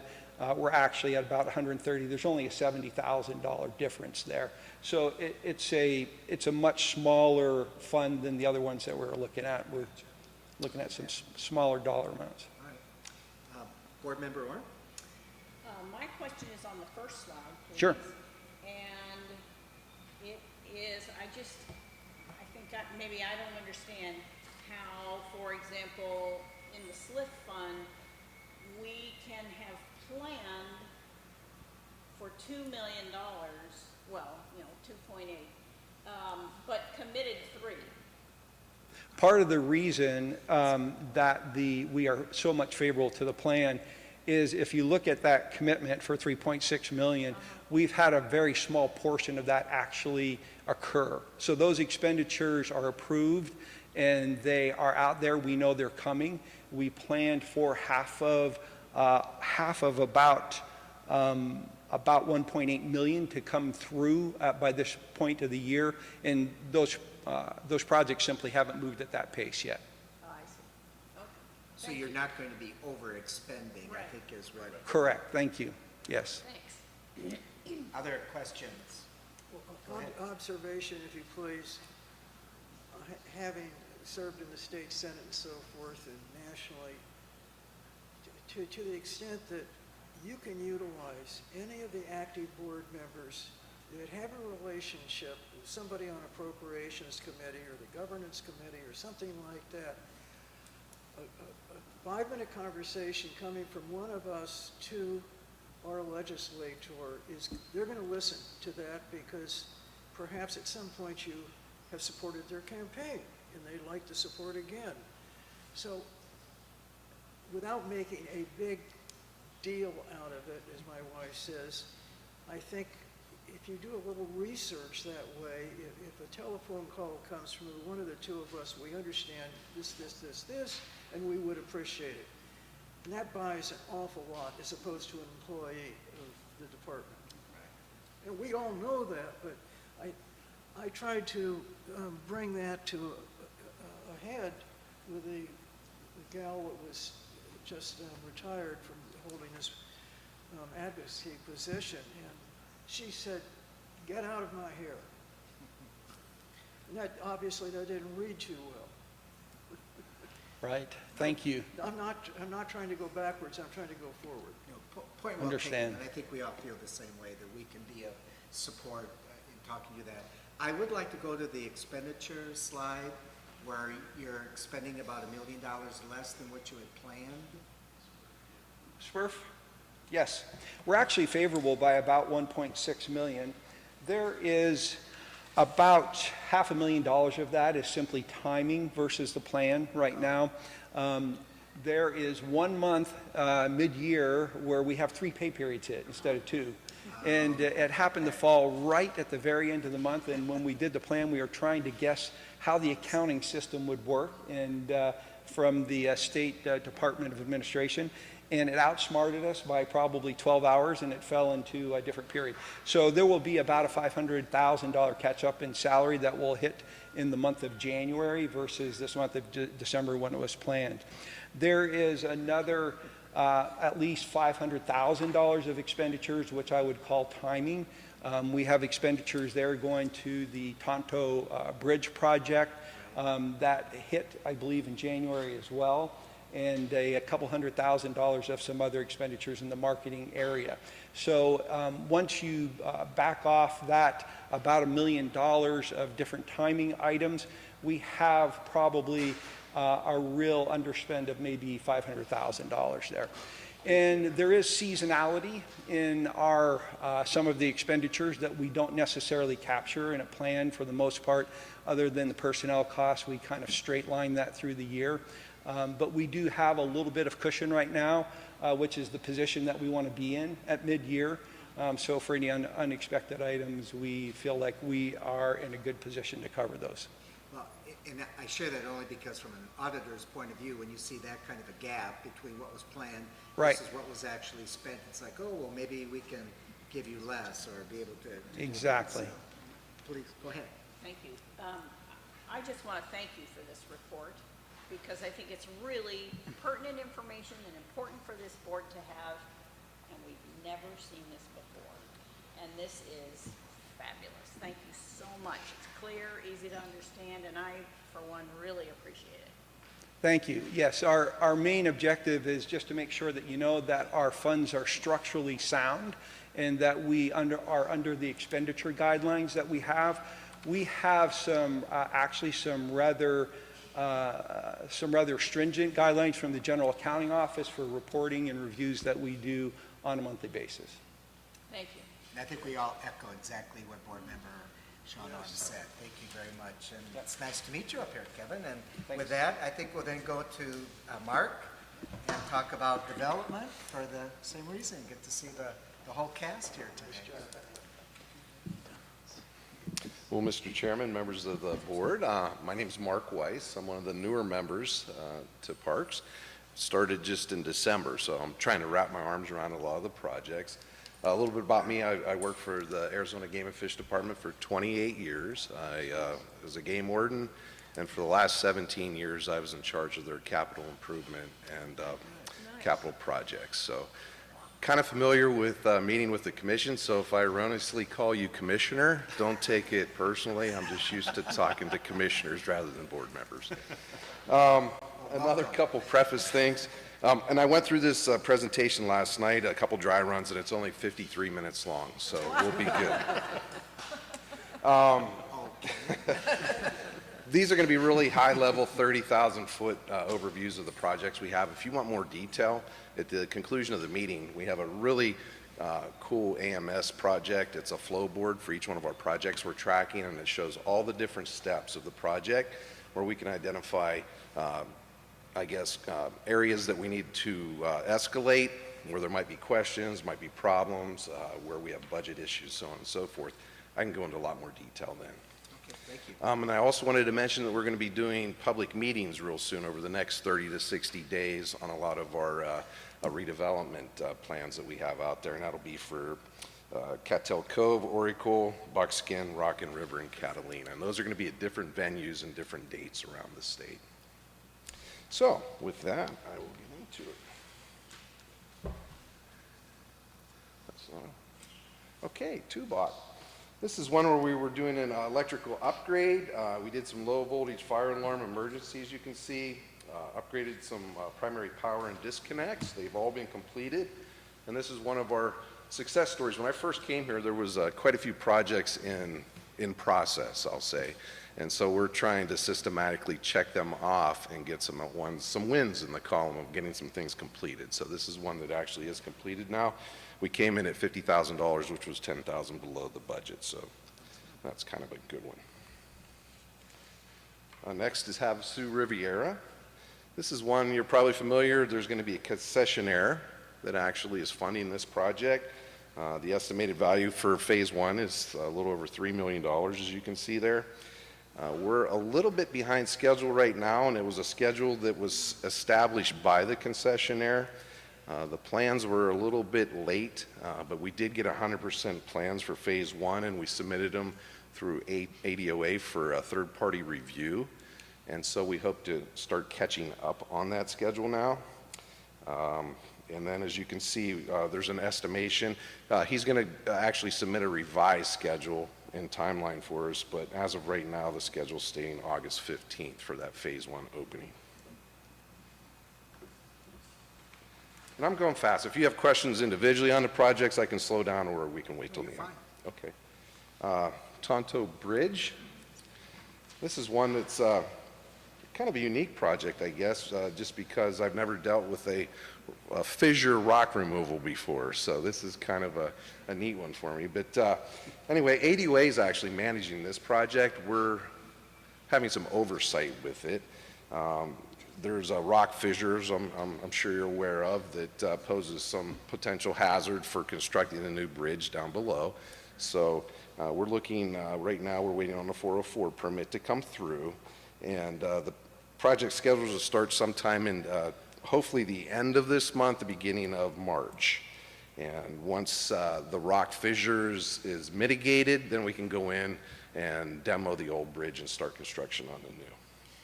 If I may, this Yes. was one that the state legislature put in the budget late last year, right?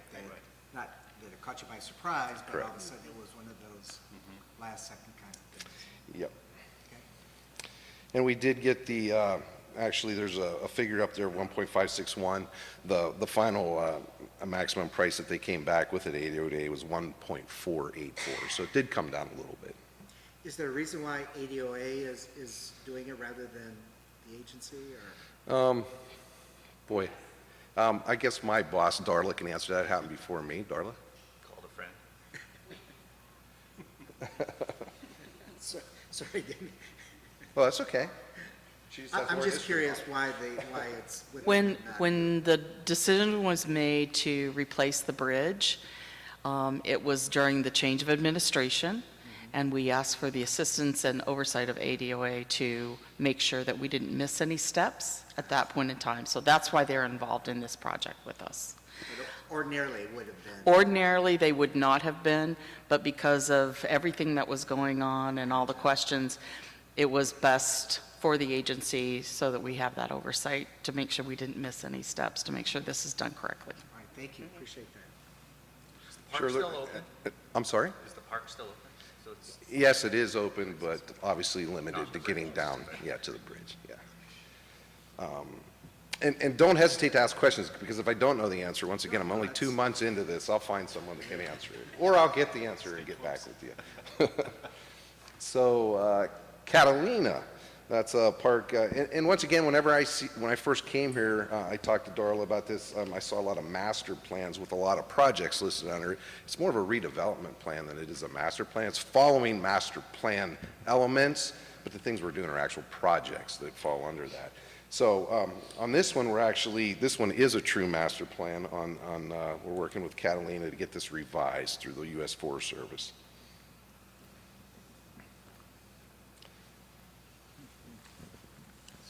Rockin' River.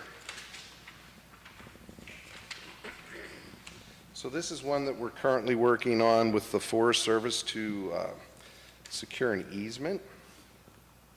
And if you're not familiar, that little part in red up there is the easement that crosses Forest Service land that enters into our park. But right now, we're working on developing it as a primitive day-use only park.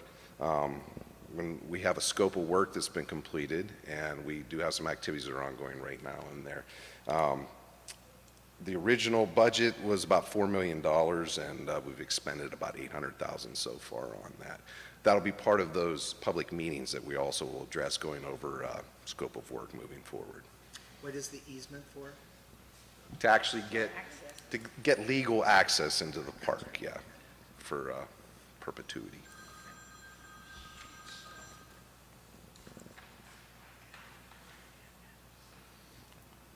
The next one's Oracle Development Plan. This is one that we're going to look at the existing house that's there, looking at improving some of the parking lot expansions and the restroom. A lot of these redevelopment projects I know that are wastewater treatment projects, which are really important to our public. Not real sexy topic, but they're expensive and they're very important to deal with. And so whether it be a leach field or an actually treatment plant, it's really critical to the park. So and they're very expensive, unfortunately, to deal with. So that is part of it. Hamalavi, this is a water line that repair. We're actually working with the Army Corps of Engineers right now to go through the 408 and 404 process on that. We're expecting to complete that in July of this year. It's been kind of delayed due to the soil's been very saturated in that area, so we haven't been able to get up there and do soil testing and boring like we wanted to. So they're going back up on the 28th, and they're going to look at the soil saturation level again.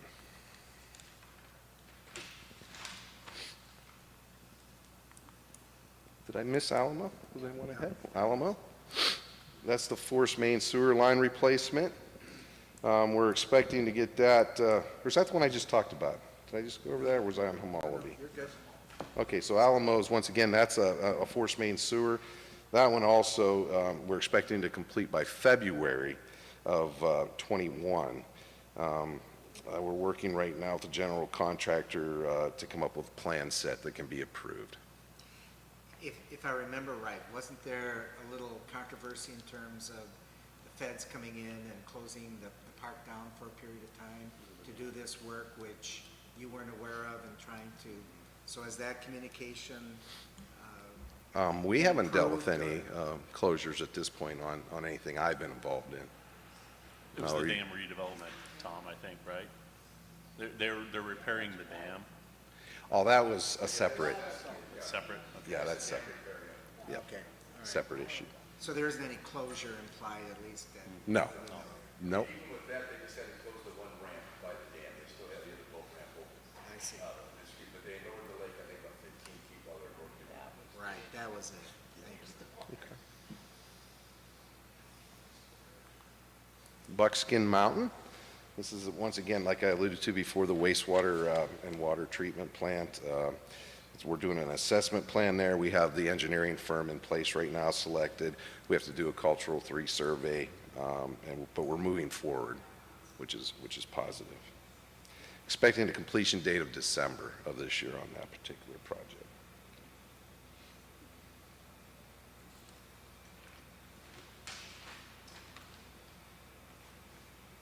Reardon Mansion electrical upgrades. We're waiting on the bonds and insurance. PO should be issued this week, I hope, and it shouldn't take them more than a week to get everything done in there. And so we'll have that project completely closed out.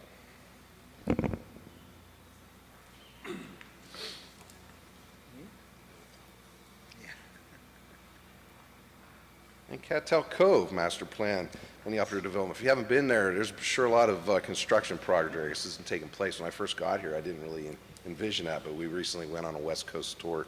And so that phase 1 right now, we have the grading and water distribution. It's expected to be done by approximately May, June of this year, the phase 1 of what we're doing. And then we'll start with phase 2, which is the wastewater treatment portion, getting water into the area. Will those be available this summer? The site should be open. It just depends on, they'll probably be self-contained sites right now because the restroom and the wastewater treatment plants aren't in place right now. So you could get RVs in there, but they'd have to use their own units for restrooms. Yeah. Anything else? I think that is it. If, like I said, I extend the offer to come out, and if you want to learn more about any of the projects, just let me know, and I appreciate it. On your website, thank you very much. Yeah. I mean, these are really worth noting. I mean, there's progress being made, and especially on the environmental issues on it. So, do you have a progress where it shows that, look for this, and this is going to open, look for this, and this is going to open? Do you generally do that for the public? And then a follow-up question to that, on your public meeting schedule that's coming up, are those on the website too? Not yet, until we actually establish the dates and the locations for them, but we absolutely will have those on the website. And as far as the project status, I have not gotten with our AV folks on that. I suppose that we, with Michelle, I bet we could put something up on that. That wouldn't be I just think it's good news for the rest of the state to hear these things. Can certainly work on that.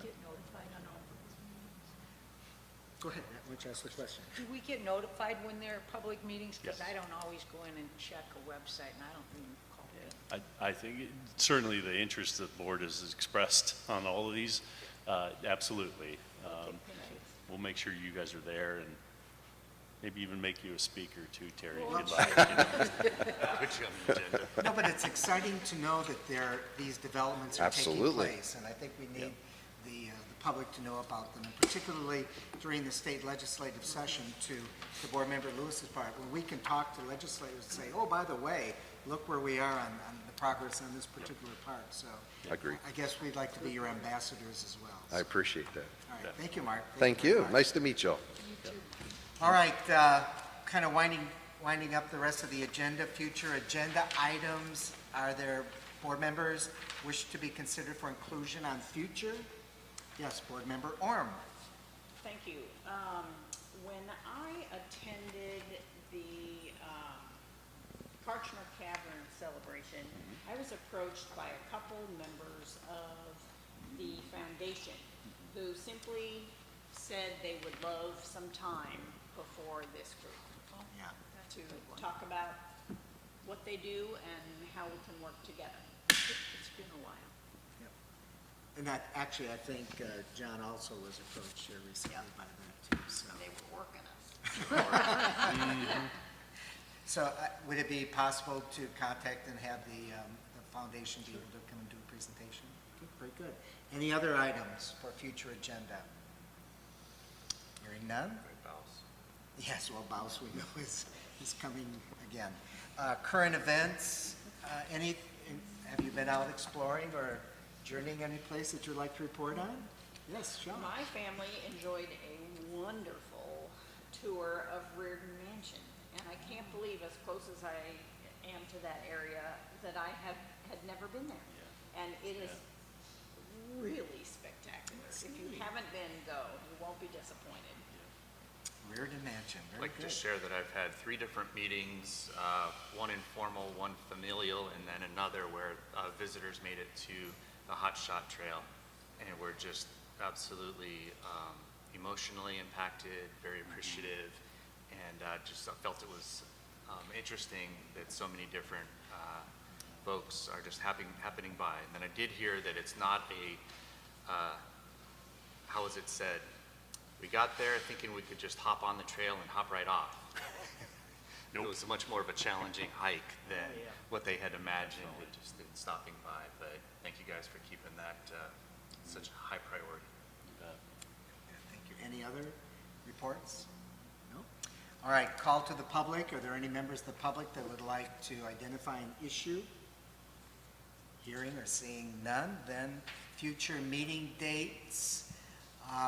Again, agenda notwithstanding of items, obviously today was a packed agenda, so the intent would be to meet on March 12th and then again on April 9th, not knowing when the Baus item will be coming up. It'll be one of those 2 items for sure. Bob and staff, anything further about moving meetings around on some of these dates coming up? Yep, Chairman, we are working on those around the state board meetings, and I think we're kind of honing in on somewhere in April on the west side, which may coincide perfectly with the Baus presentation. So certainly either April or May, somewhere in the Havasu area.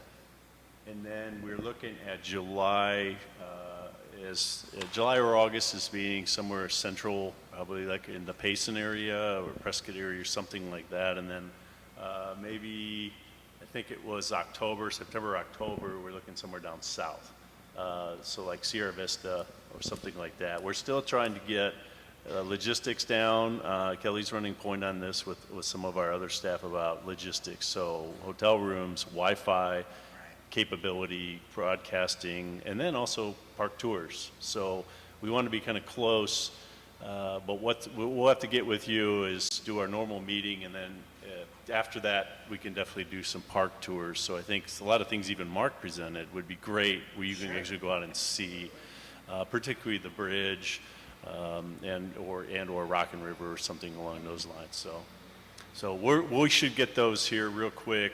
She's very close to finalizing at least the first one, so that way we can let you know these dates, and you guys can get them in your calendars, because I know you've got other jobs and other things going on, and you're setting your summer vacations as well. So we should be getting those to you here real quick. Thank you. And again, if there are any major conflicts, scheduling conflicts that would be on those dates, please let Bob and Kelly know so that we're assured of a quorum every time we do meet. So with that in mind, meeting stands adjourned.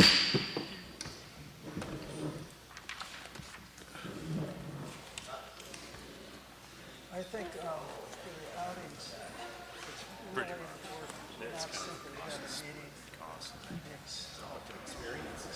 It's the experience, and that shouldn't be necessarily be done.